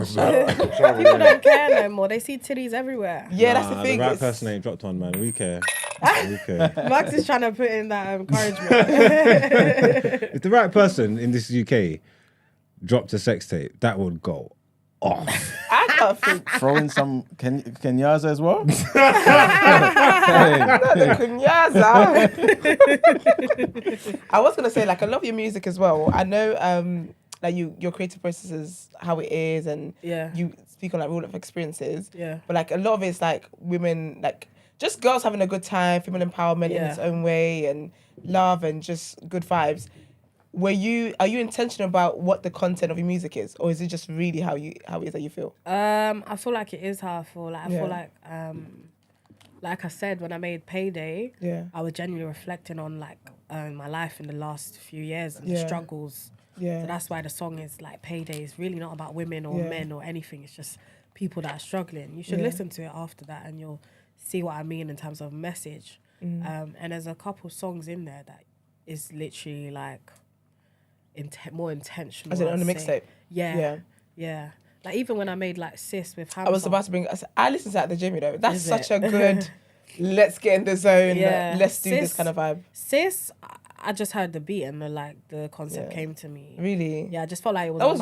That was such a good. That it was on my song. chest to like kind of motivate. Yeah. Women. It does exactly that. Yeah. Literally, it's on my gym playlist. That's good. And it's like, because I feel like there's certain type of songs I want to listen to. If I'm not in the mood to work out, I need like baddies that are encouraging me to be a baddie in the gym. Do And you get obviously, me? I got music where I would just want bitches to shake ass. You know, like that. And we liked so it I that just too. like literally, you'll hear my song Berserk with IVD. Yeah. I wanted to just bitches to just get bad because we need that. We need those moments. Just good times, yeah. Just like actually just let loose and shake your ass. Yeah. And I feel like it's a bit judgy here sometimes. Like I thought like that song should have gone real far, but I feel like here it might not have been the time for that or the place. Do you know what makes me forget that it's still judgy here? Is because I see the love the American girls get. Yeah. So I forget from UK people. Yes, I forget, but then I forget that it's judgy when it's us. It's our culture in general as weird. British people. Like we've still got that stiff upper lip thing where like it's a bit stiff. But how can it's we? because it's a facade, man, and that's what the man them don't like. We think But we're not- why we're do not- we we're accept not it true to from this. the Americans and not accept it from our own? Because the Americans are real. That's what you think. You No, don't they're go outside- there. No, they're really Wait, you good. think girls here aren't on crud like that? Not the rapper ones, the ones that talk shit and all this badness. They're not on badness. They're not. I'm not even whoring. talking about badness, but though what? Yeah, Wait, how do many you of the think rappers the that girls in claim to be America are rich really are- whoring? So, but that's them. How do you think they came How up? many male rappers that claim to be rich and own this and that You think they came are up? broke in real life? Yeah, that's a fact. It's not about whether you're true to this or not. I think it's just a judge. It's No, a judge. what I'm It's saying a is that thing. that thing. Yeah, what that the whole baddie thing. Yeah. And talking all the wickedness and that. Yeah, they're emulating the American gal in it. Yeah. They're just talking about it. They're not being about it. I think. So if they actually lived the lifestyle, it would exude them. You could embrace it. But the thing is, it's just all a facade. It's But the just a girls that joke. do that though, they're judged. Yeah, What, but here they or was America? judged. Here. But But- if they was making bangers, they'll be getting judged and supported with the rhythms. But even if cool, let's just say It's about balance. There's life's about balance, baby. Let's say there's certain American artists who it's a facade too, right? Is it the case that they're making it believable then, even if it is a facade, Yeah. right? So is branded, it that the girls in the UK aren't making it believable, even if I it ain't is? seen, I know this sexy red girl, yeah. I don't know her from Out Yeah. Ere, I only see that the last few days. I keep seeing it everywhere. Yeah, I keep saying I haven't listened to a thing. She got one tune says ski. Yeah. Yeah, I've heard that that. tune sounds that tune sounds alright, yeah. But I don't Yeah. know this gal. Yeah. I just seen her from my MO. yeah, yeah. She just got nose in the streets. This was around Yeah. a girl. Yeah. Yeah. I'm telling you, like she's partaked in the shit. Yeah, she be because talking about. we like that from America. We don't like it from here. No, but we haven't And this is experienced it from here. Nah, man. I don't So think it's in your that. day-to-day life, you haven't experienced girls who are on that kind No, of stuff. I'm saying not the musicians, not the ones at the forefront, not the Because rappers. you know some of the gang. girls as well in They're not America, on they're badness. Yeah, but those These gal ain't girls on are badness. just representing the girls in the masses, no? I hear you, but They ain't just talking they're about not themselves. I embracing feel the like it's a lifestyle. branding thing. You think it's I branding? do. I feel like because how you perceive someone is really about their look and what Yeah. they come out with, like the way they sound, the way everything, their aesthetic. Yeah. So I feel like that's what makes it very much digestible from Americans. Okay. And also, do we see it like ratchet culture Yeah. is a byproduct of America? So if a girl does it here, it's like you're just copying them as opposed but to being I guess- authentic. Yeah. Yeah. They don't know we've all got a bit of ratchet in us. Yeah. No, but I mean, But I feel ratchet- like it's how you do it, innit? I feel like Yeah, I guess so. your UK girls are ratchet too, but I feel like maybe you emulate American ratchet. Like they want, what's- I feel like what's- the way they see us as ratchet is us in like tracksuits. like what's UK ratchet? Oh, okay. Yeah, Do you yeah, understand? I get Rather I mean- than shaking ass in like a little thong. Yeah. I I feel get like you. they like so it is a bit different culture wise. Like when you think about the ratchets. The ratchetness, yeah. Yeah. I get you. That's interesting. Yeah. Yeah. But what is one thing that you would say you want everyone to pick up from your next project? Like to know about you or it could be anything. Oh. What did I want them to? I just feel like I want to just be acclaimed properly, like highly as an artist. Yeah. I feel like it's harder to do when you've put out just singles. Yeah. Once you put out a project that actually makes sense, I feel like your ratings should be. Yeah, you get to start getting the accolades you deserve. Yeah. I think, yeah. That's it, really. I hear you. Yeah. Yeah. I like the fact as well that you always have like, I mean, it really is Afrofusion. Yeah. And not in, because I feel like there was a certain UK Afrofusion. You're trying to say Afro swing. Oh, that's Afro swing. That's it. That's Yeah, true. I hate But that. I like the fact that, yeah. Yeah. We've passed that time now. I just hate the term. Yeah. Okay, I get you. Yeah. But I feel like I like yours actually is Afrofusion because I always hear like the samples of like the high life in the background, that kind of vibe. I like that. It's really good. Definitely. Yeah, no, I love that stuff. I grew up on it, so it's like it just makes sense. It just comes natural. Yeah. Yeah. I think Kumasi is probably my favorite song of You yours. like Kamasi? Yeah. Yeah, it's on the tape. Yeah, I was on tape too. Yeah. I like Kumasi. Kamasi, I feel like it deserves more. But I feel Yeah. like when the tape comes, a lot of people will start to hear things again. And So what we've heard 3 out of the 9 songs already then. you've had Payday, you've had Kamasi, you've had Outside, you've had 4. 4, okay, cool. Yeah. So we've got 5 to look forward to. Yeah. Do you feel like you care about? Sorry, go on. No, I was just saying they're solid. Do you feel like you care about crossing? Do you want to cross over to like Ghana as well? To where? As in like to Ghana? Like the Ghana side of things. I or feel like not I really? want Ghanaians to like. I definitely want to represent Ghana. Yeah. Whether I want to like cross over, I can't explain. I feel like Africa in general, definitely like. Yeah. You know, like how Thames and ETC are like Oh, yeah, having yeah. global success. Worldwide, yeah. I feel like Africa is really is where you want to be right now. Yeah. Not necessarily have to move there, but you kind of want to be aligned with Africa right now because they are having the most global success. Yeah. You know, like UK, we're having drips and drabs of global success. Yeah. But it's the Africans that are really making those global waves. Hmm? So, yeah, that's definitely what I think is a goal for me. Okay. Yes, I'm so sorry about that. I was just going to ask, Take some people somewhere. not fully related, right? Yeah. But was you born in Ghana? No. Oh, was it? No. Okay. Why are you shocked? No, because I get It's like very cultural. yeah, exactly. Yeah. No, Exactly. like I am, but definitely not born there. Okay. I mean, I can speak my language, but I'm not Do you like the think she gets the best. vibes? She's I born could there? tell you could speak it. No, not that you're. Yeah, I'm a I West don't know. London It babe, could so be we're a better. bit It could have gone like anyway. London. we're very like too proper. Like I feel like Where, Could have gone the other way. where were you born? Yeah. Yeah, so. Yeah, but I feel like it could have been. It could have been the other Yeah. way. Okay. What about you? I was born there. He's Okay. Ghanaian though. No, He's Nigerian and I'm Ghanaian. Nigerian. Oh, you're half. No, he's Nigerian biologically, right? Yeah. But But he moved grew up to Ghana. in Ghana. That's So interesting. he identifies, he's more Ghanaian adjacent than Nigerian. Oh, interesting. So He you learn the is language. Ghanaian. I used to. You don't know anymore. I've kind So of once lost it. mean catch Oh, you can't? Yeah, exactly. He said, yeah, exactly. Yeah, he's What did you definitely. say? What did you I say? said, so you can't So you speak can't speak tree. tree. Yeah. So I understand what you're saying. Oh, do you? Okay, okay. Yeah, but I can't. like, Okay. speak it. I thought you I've just said, lost yeah, it. exactly, because this. No, I was agreeing. Okay. Are you from Nige? I'm Nigerian. Yeah, Nige Nigerian, too. Yeah, Marks? He's mixed race. Jamaica. Jamaican. From Jamaica. Jamo. From Jamaica and Barbados. Ooh. When did you start? No, man. When I start, I didn't doing that Barbados one. to it. It's carnival week, isn't it? You're such a peg. Next week I ain't gonna be saying that shit. I'm done. Before we wrap up, can I get everyone's thoughts on Burner's album? I'll do a little quick impromptu rotation. What's Yeah, everyone's? cool, I love it. I like it. You like it? Yeah. Yeah, I'm here for Burner. That song that goes, no? Don't know it? Okay. That's my favourite one. Wait, isn't that one of the old songs? I I don't was know the thinking it's in name. that That's with Wizkid. Wizkid is not on this album. No, the one you're saying, I'll be honest, the one you're singing sounds like the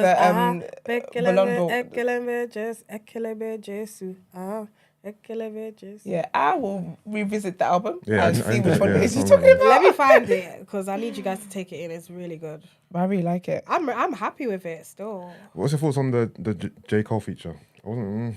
Do you know what? I love anything I see J. Cole and I'm just so excited because J. Cole has the primary music for so long. Yeah. But I know they were not in the studio together. Wasn't I great, don't was even it? think they've met It each wasn't other. great, was it? It was very like just placed. I never like J. Cole's flow, cadence. Do you know what it didn't flow together. It was given Control V. Like they just pasted it. Okay. It's called Do you know what I mean? They Play, by the way. Is what? They They Play. Play. They play. Oh, okay, okay. okay. Track 9. But it felt like they just stitched it on. Like J. Cole rapped, hadn't heard anything else that was going on this side of Burners Town. Yeah. And then just slapped it on. I slapped it on. But I think it's good. That's decent. it was alright. It was nice. I'll listen to it again. I like the They said he's on entire track album. for number 1, isn't it? Oh, is he? Yeah. Is what? Like the gonna get album's on number track one for over number here. 1. Yeah, it is, yeah. But Burner. Yeah. Do you like City Boys with the Jeremiah I sample? do, but it's not my favourite one Like though. it? Yeah. Do you think he's overdoing this whole sample thing now? It's become his brand now. I feel like it's probably at the forefront, but like it's not like every song on the album is. Yeah, I know, but Yeah. his 3 singles in a row now have been. Do you know what it is with Burner Boy? Yeah. When people tell Burner Boy he's doing something, he's gonna keep doing it until everyone shuts up, right? Yeah. Because people keep talking about this whole feature thing, I feel like he's gonna just keep doing it until he's good and ready to stop. Even though he wanted to stop, he's thinking, for an Because extra if it one. works, And that's why it's working. I like all Yeah. of them, I feel like it'll be different if the songs didn't bang. but it slaps. Yeah. But they're all being compared to Last, right? And I feel like they've all kind of fell short though. Like, you know, Say Top of the World and City Boys. They That's haven't so bad, really generated much steam. Now, Top of the World, but I don't think Last is different. Last was another yay. Yeah, And it's the first of its kind. yeah. Yeah, so Yeah. nothing will Compare. compare. But I feel like the other samples are slapping. Like they Okay. make sense. Yeah. Okay. It hasn't been a fail. It's not. Yeah, no, You know what I they've, mean? they've all been decent. I feel like Top of the World kind of fell a bit Oh, flat, I love though. that one. And then they had to throw 21 in there to give it a bit more life. Yeah, see, I haven't even listened. When I think of Top of the World and I sing it, it's not for 21. Okay. Because he only came on the album, right? When it first came out, he wasn't He on it. came Yeah, he with a wasn't on there, remix. Yeah. And in the video, yeah. Yeah, I the think he's song's doing a good decent. I don't job think there. 21 even done anything. He did it. Yeah. I think Sounds like it every was other better. 21 I don't know why they added. verse. Was that? It sounds like every other 21 verse. Yeah, I don't think they needed to add it, but I don't know why he done it, but I don't think he needed to. Yeah, I hear you. But yeah, no, damn decent still. Two surprising features from RZA and Jizza. I didn't know Burna Boy was an honorary Wu-Tang clan member, but I feel like you can see that Burna really respects hip hop. he does. Even in his early music, I can hear the vibe, like who he was. He was actually quite influenced, I'd say, by hip hop. No, he was, and even those features are not that surprising because at the Nas and Wu-Tang show, he was there at the front, going crazy. So he's obviously a fan of them. Yeah. I mean, but yeah, no, the album's good, man. The album's dope. Yeah, album's dope. Just wanted to get you lot's thoughts on it. Thank you. Well, Br3nya, thank you for being with us. Thank you. We do have 2 questions we ask our guests. Okay. So we would like you to tell us one thing that nobody knows about you. The second one is what your biggest lesson in life so far. My biggest lesson in life. It could be a quote. It could be anything. Would be don't overthink. I love it. I feel like a lot of the time we overthink ourselves into doing nothing. Yeah. And it can it can keep you stagnant, and nothing's that deep. Yeah. As long as you're not dead, nothing's that deep. Amen to that. One thing you don't know about me, Jesus. I hate fish. Really? I hate fish. Yeah. Some people know, but doesn't shito have fish in it? I don't eat shito. You don't? Nah. Oh. And for that reason. Oh, because it's got fish in it. Yeah, I don't like. And the backstory about me not liking fish is to do with my sisters. I used to eat it when I was a baby, and they used to take the piss out of me, because they didn't eat it. Yeah, and then I stopped, and now the thought of it just kind of makes me sick. Really? And now they eat it. So yeah, that's the backstory. It's my hidden, what's it called? It's a hidden gem. Yeah, hidden gem about me. I was gonna say that even with your music, because we can tell like you come from what we can see. Yeah. You come from a supportive family. Yeah. You guys' mum, you and Hema's mum is such a... Yeah. She's a babe. She's mad support. So what is that support like with your sister? And I know Hema's been in a few videos as well. Yeah.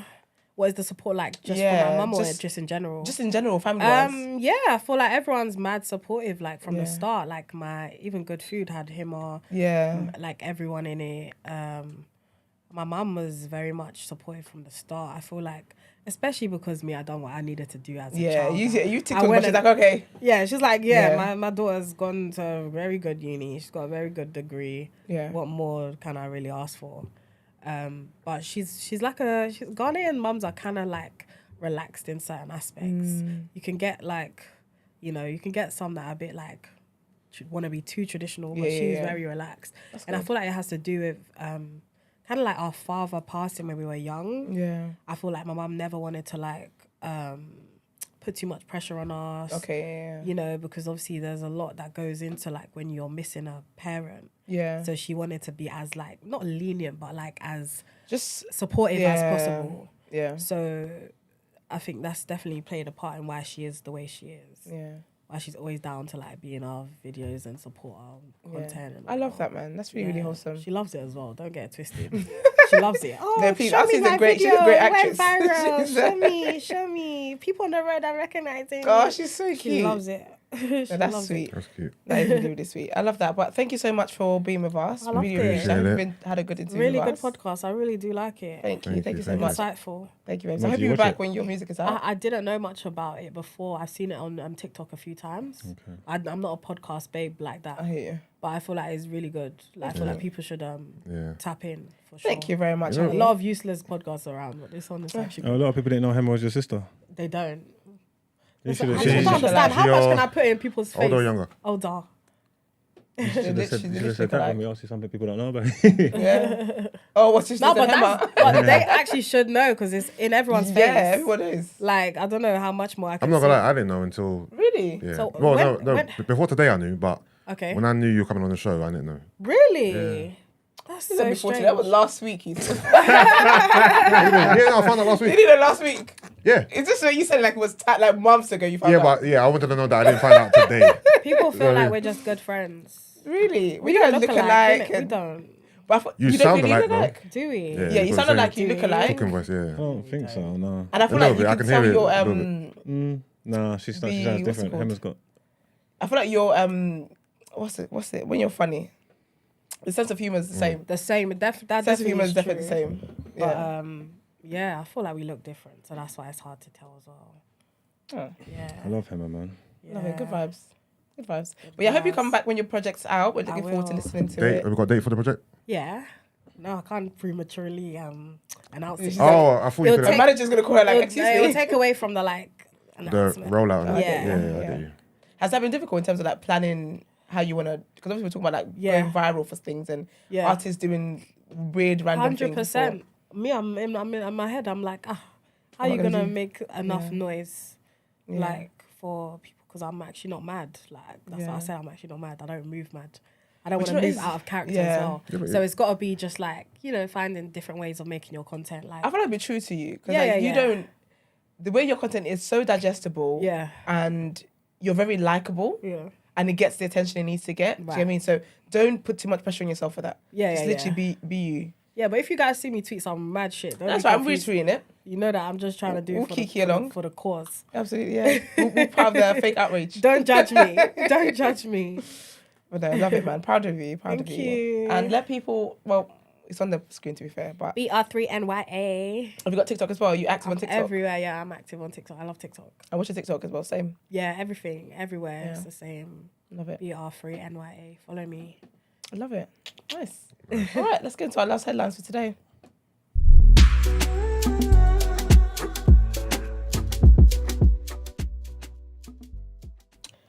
Okay, so this is about air pollution in Africa is a big health threat.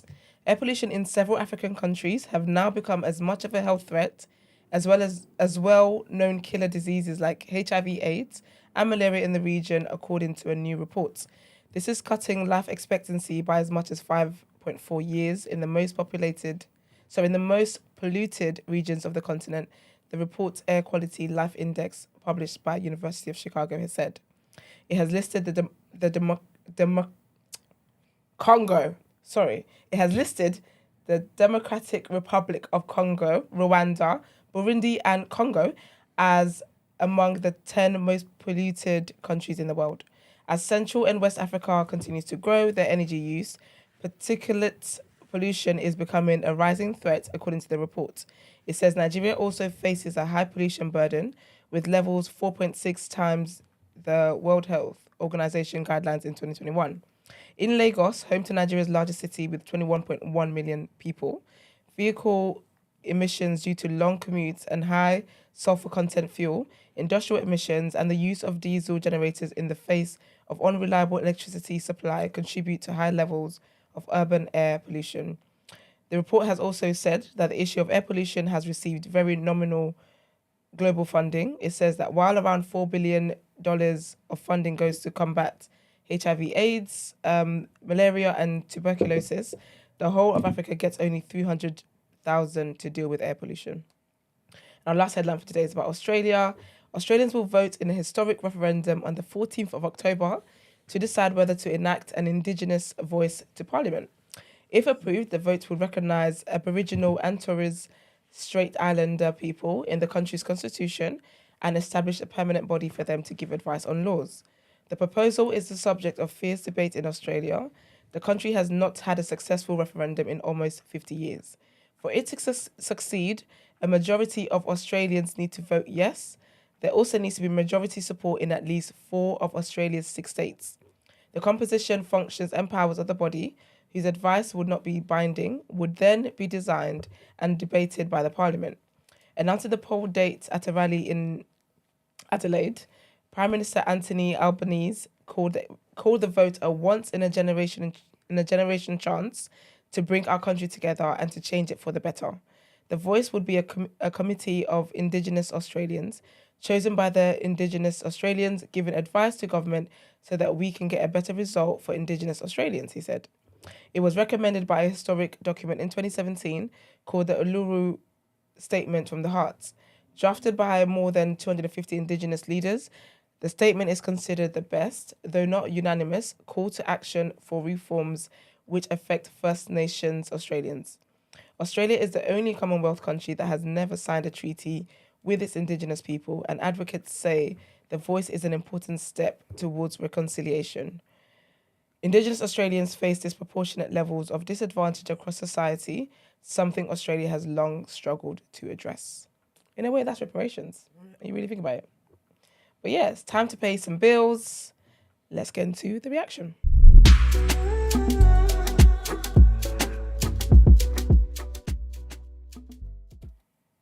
All right, I've got some results to react to. I refuse to talk about the Champions League qualifying because I refuse to. That's not until 6 anyway. There's results here. Oh, you mean qualifying? Sorry, I thought you meant the draw. No. I'm talking about the qualifying. These Antwerp and AEK Athens and Rangers and them foolishness there. I couldn't care less. Carabao Cup results took place yesterday. And I'm mad I didn't know the games was on, you know. I sat in my house all evening doing nothing and then I didn't realise the games was on until afterwards. I was hurt. Yeah, I was in Fulham yesterday and I just see bare Chelsea fans come out the station. I was like, there's a game today. Well, Chelsea beat AFC Wimbledon 2-1. Harrogate lost 8-0 to Blackburn Rovers. Premiership new boys, Burnley beat Forest 1-0. Sheffield United and Lincoln City drew 0-0, but Lincoln City went through on penalties, and Everton beat Doncaster Rovers 2-1. They announced the PFA awards. I can't remember. We ain't got all the awards here. Oh, you've done this already? Yeah. So why do you think are you happy that they try to shoehorn Saliba and Kane into this formation? What do you mean shoehorn? Well, but is it based on positions or is it just 4 defenders? Well, it should be based on positions. Every position's right. You got a right back, 2 centre backs, then you got another centre back. Hold on. Shoehorn who? Saliba and who? Kane. Oh, Kane. Not really. I think it should be based on just defenders, midfielders, attackers, as opposed to like right back, left back. If it's going to be a team, it should be a team. I hear you, but Harry Kane, if he wasn't better than Haaland as centre forward, he shouldn't make it. And the person that played left wing better should have done. Likewise with Saliba, if you didn't think he was a better centre back than Diaz or Stones, then he shouldn't be there. The left back should be rewarded for the PFA Team of the Year. That's just my opinion. No, I hear you. I hear that argument, but I think it should be based on best defenders across the board because this is not a real team. They're not going to play, so it doesn't matter. You know what I mean? Like, the formation doesn't matter. It's just... So the best left back in the league, whoever that was, I don't know who it was, last year, all his hard works, gets no accolades because they wanted to put Saliba in there. Maybe Saliba never played left back one time. Maybe there wasn't a left back who done enough to even trump Saliba or the next best defender. Who? Okay, cool. Who? I don't know. You just give the best of whoever it was. Luke Shaw? He was all right, but... Zinchenko? Injured. I didn't think he done long enough. But then again, that's not a bad shot, though. I can't go back to last year. I can't think, man. To be totally honest with you, I can't think. Also, for me, Saliba done too much not to be in this team, even though he was injured for. Didn't take out Diaz or Stones. Yeah, I'm an Arsenal man, so I'm definitely for that. But I still think having the 4 best defenders, no matter what position you play, is a good idea still. But then it just gives who are the best regardless of position. You know what I mean? For example, if Kane scored what? Kane was the second highest goal scorer last season. Yeah. Right? So why shouldn't he be there? Not so because there was a left winger who deserves to be up there. Who? Oh no, who was playing good from the left last year? Rashford. Martinelli. There you go. Yeah, but have they done enough to keep Kane out of the team, regardless of position? No. Haaland done enough to keep Kane out of the team. That's the point. But, okay, also, why should there be one striker? That's the formation they're playing. I think that's just how they've laid it. Who's this person that laid this out? Saying the official PFA Everyone does website. Free. Like, don't get me wrong. I hear where you're coming from. I'm not... Saliba and Kane are good enough additions to be in the team of the year because they done their thing. Yeah. And also, they shouldn't be in that position. Who's left footed out of Stones and Diaz? Neither, I believe. I'm going to slot one of them to the left and put Saliba in the middle. But yeah. All right. Our last headline we've got to read here. It says Raheem Sterling's man charged after Chelsea star World Cup burglary. So jewelry and watches worth 300,000 were reportedly stolen from the property in Oxshott, Surrey, while Sterling was in Qatar with England. The player left England's World Cup camp to be with family after intruders broke in on the 3rd of December 2022. Surrey police said a man had been charged with 33 offences of conspiracy to commit burglary. A spokeswoman for the force said Emiliano Croce, 23, of Ditton Court Road, Southend-on-Sea, Essex, had been charged and remanded in custody. She said he would appear at Guildford Crown Court on the 21st of September. One of the offences Mr. Croce has been charged with relates to the burglary at the address in Oxshott, Leatherhead, which was reported on the 3rd of December 2022. She said, earlier this month, police... Oh, she said, that's what she said, sorry. I'm so dumb. Earlier this month, police said all lines of inquiry have been pursued and the matter would sit on file pending any new information coming to light. They said the victim had been made aware of the decision and the force has not commented further on any new information it received since then.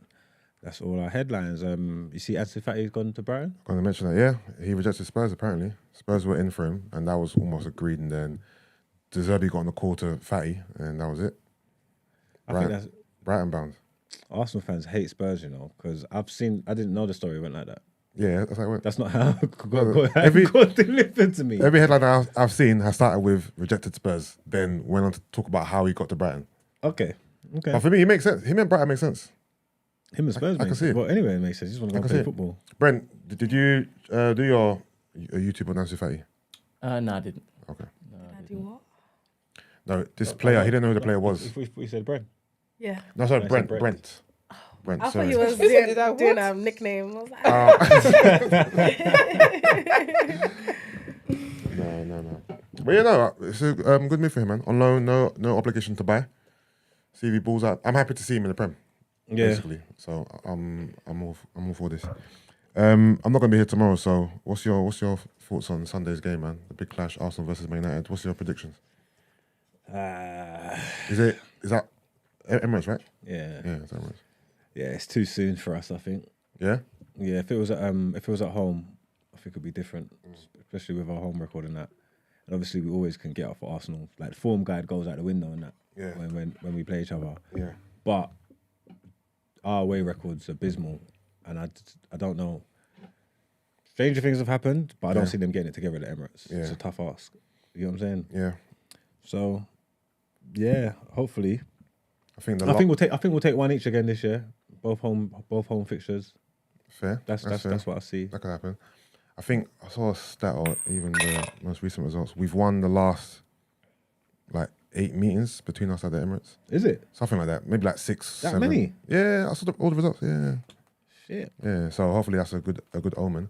I feel like us drawing and the backlash from drawing against Fulham, in my mind, means that we have to win this game. Because there's been, even though it's only a draw, there's been a lot of backlash off of the back of that draw because of a few other factors going into that game. I'd love to come out of there with a point. So I think a point to you guys in the state you are in right now is not going to go down well at all. So I reckon it's we don't know. I look forward to it though. We don't know. Chims again. Chims has been sending in bare money. This is his. I think he done 20 that day now. He done 20. Then he done 199 and another 199. He's close to £100. And now it's 499. He's saying Rashford player of the year for the fans. Oh yeah, Rashford did win player of the year for the fans. Yeah. I think She should have been in team of the year, man. Rashford, yeah. I think Chims is up to... Brendan, have you got Chims' total amount up there? £74.23. 74.23. Is that Hey, what he's on, big yeah? spender. I hear that. Big up him. Yeah. Are you guys getting in that player? That Gorilla? Amrabat. Apparently, he's been waiting for us for Yeah, I've been seeing those links. No, it's not even a joke. He's ready to go. No, I've been seeing his name. He might be in Manchester now. I've been seeing his name with you lot for the past couple months. Brother, he's been ready. Everybody's tried to forward for him. He's talked people. All the noises come out. He's saying no. It's Manchester. Like it's been a done deed for however long. They just gotta find the funds to sort it out. And apparently they ain't got the money. They put in a loan bid with a fee of £2 million. Okay. £2 million, but only 1 million was guaranteed because of some break clause in January or something. I don't know, some stupid nonsense that was never going to get over the line. Yeah. Got rejected. Okay. Because it's all the FFP thing. I think they're trying to get Cucurella over the line as well. Yeah, it's just all a shit show over there. We've got 2 days to bring in 3-4 people, and I just don't see it happening. But yeah, whatever. There's some decent games actually. Brighton, Newcastle, nice one. Be good. Liverpool, Villa, Sunday, should be a good one as well. Who else we got here? Who you guys got? Oh, you guys got us. Stupid boy. I'm tired. Chelsea, not Forest, Spurs, Burnley, Bournemouth, Brentford. Oh, have you seen your Carling Cup draw? Palace. Okay, we have Brentford. Where at home? I think at theirs actually. That's if tough. I'm not mistaken. Palace is never an easy fixture, but we're at home should be able to do that. Yeah, Be able to do that. And also Champions League draw later on. Yeah, look forward to that. 6 p.m. Yep. We're in pot. I think we're in pot 2 with you guys, isn't it? Yeah. Yeah. What does that mean? We can't meet each other? Nah. Lucky sods. So yeah, Arsenal back in the big leagues. Okay, congratulations. Yeah, well, that's the end of the reaction. Let's get into our last segment of the day.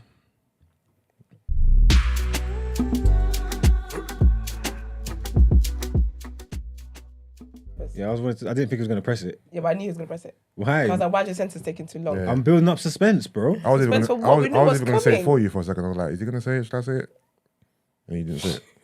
Brent, don't do that again, please. I don't know why you're acting up to me. Don't be acting in front of pretty girls. Don't be silly. Messed up my whole flow. It's crazy. You bring it back. Should we go again? Bring it back. No. No, you know damn well he's going to press the outro. Man kissed his teeth. Brent is like sick of this bullshit. He's going to press the outro. All right, so welcome to Out Ere, folks. E-Man has been hard at work finding stuff for me to talk about.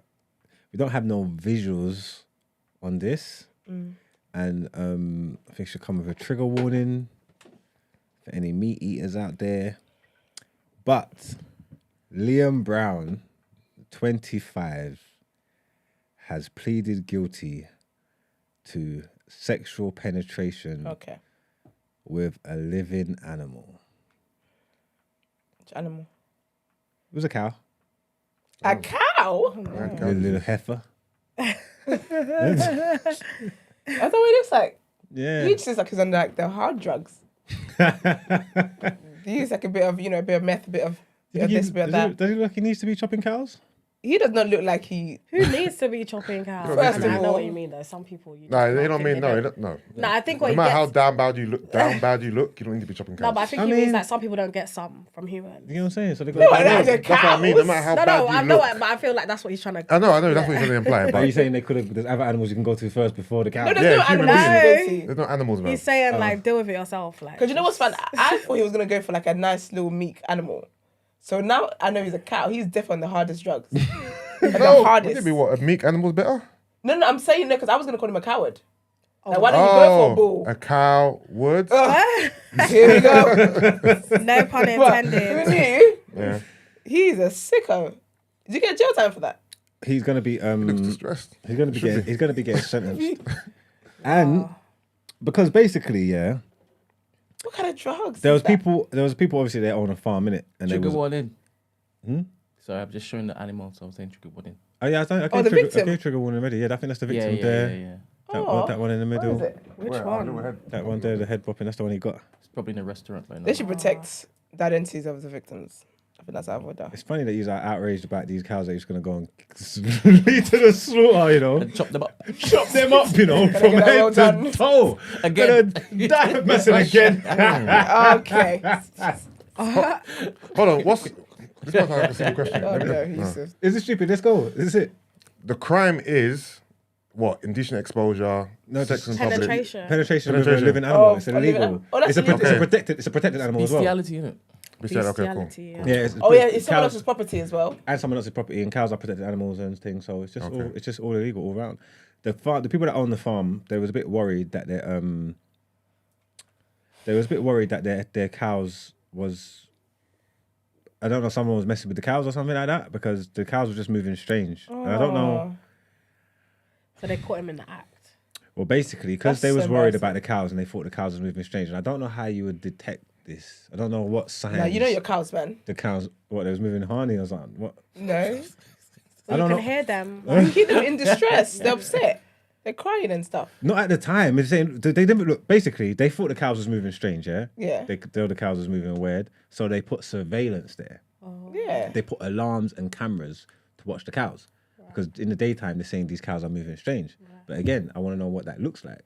Was but if the you're- moves a little off? Yeah. It's not moving. It's not It's moving, more right? going into the bar. It's a Yeah. bad influence. I don't know. Was they walking That's around horrible. like bad bitches, switching hips or You're something? dumb. Like, I don't know. Anyway, So annoying. they saw this. They put up alarm systems Investigate. and they put up cameras. And then obviously he came back to deal with the cow. So this is not his first offence. Well, they're assuming he done it before. They've only caught him one time. No, you got to throw the key When their away. alarms went off and the cameras coming in, they swarmed on him. The whole, like Jumped him. a farm The whole community. community. Yeah. Pitchforks and all. Pitchforks and all. Grabbed him, apprehended him, carted him out of there. But he went to jail. No, I don't do the jail, but he got arrested immediately.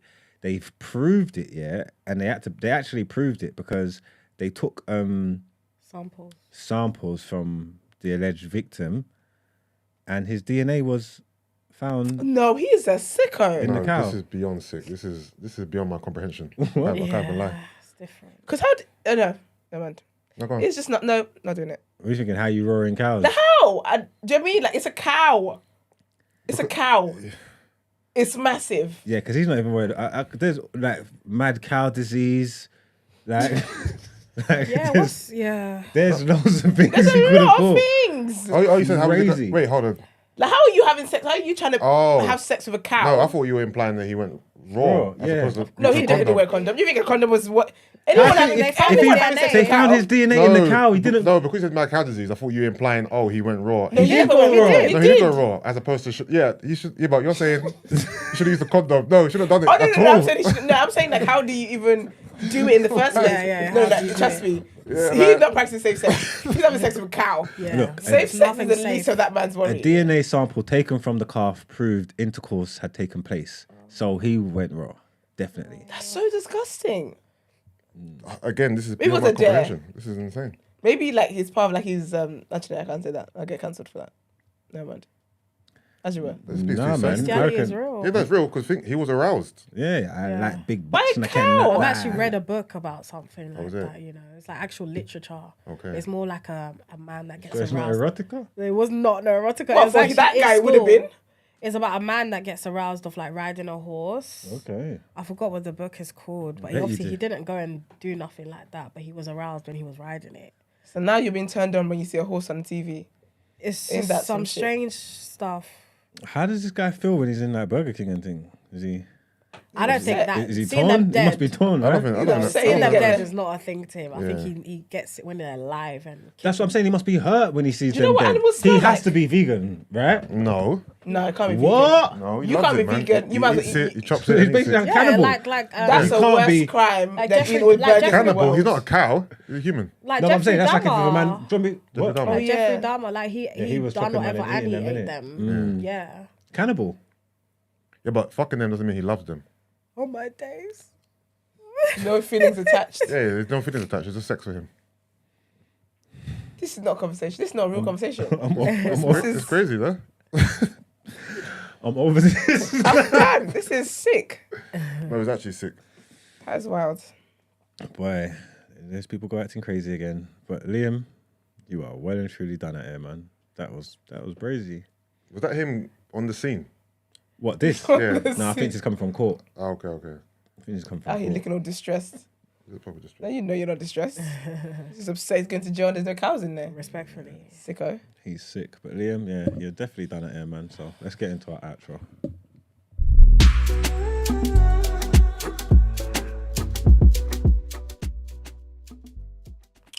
All right, it's been a great show. Big up all our listeners. Big up everyone who's currently in the live chats, tuned in. I hope you guys have been liking the video. Please like the video, share it, drop in your timelines, do all that great stuff. Thank you to our lovely guest, Br3nya, who you can find on all. You can find her on all social. Thank you very much, Waves. You can find her on all social media. All platforms. Br3nya, Br3nya, and also stream her music and look out for the project and their support, because it's not every day we shout about support, and then when people need to be supported, we're not supporting them. So let's do all of that. Also, like the video, as I said, but also follow us on our social media platforms, The Day After TNB, on Instagram, Twitter, and on the Clock app, TikTok. If you want to send your dilemmas in, the number is 075 6484 1073, and you can also send text and WhatsApp messages and stuff like that. If you would like to inquire about the show or feature on the show, our email address is thedayafter@thenewblack.com. Have a great Thursday. Great day. Bye. Ciao.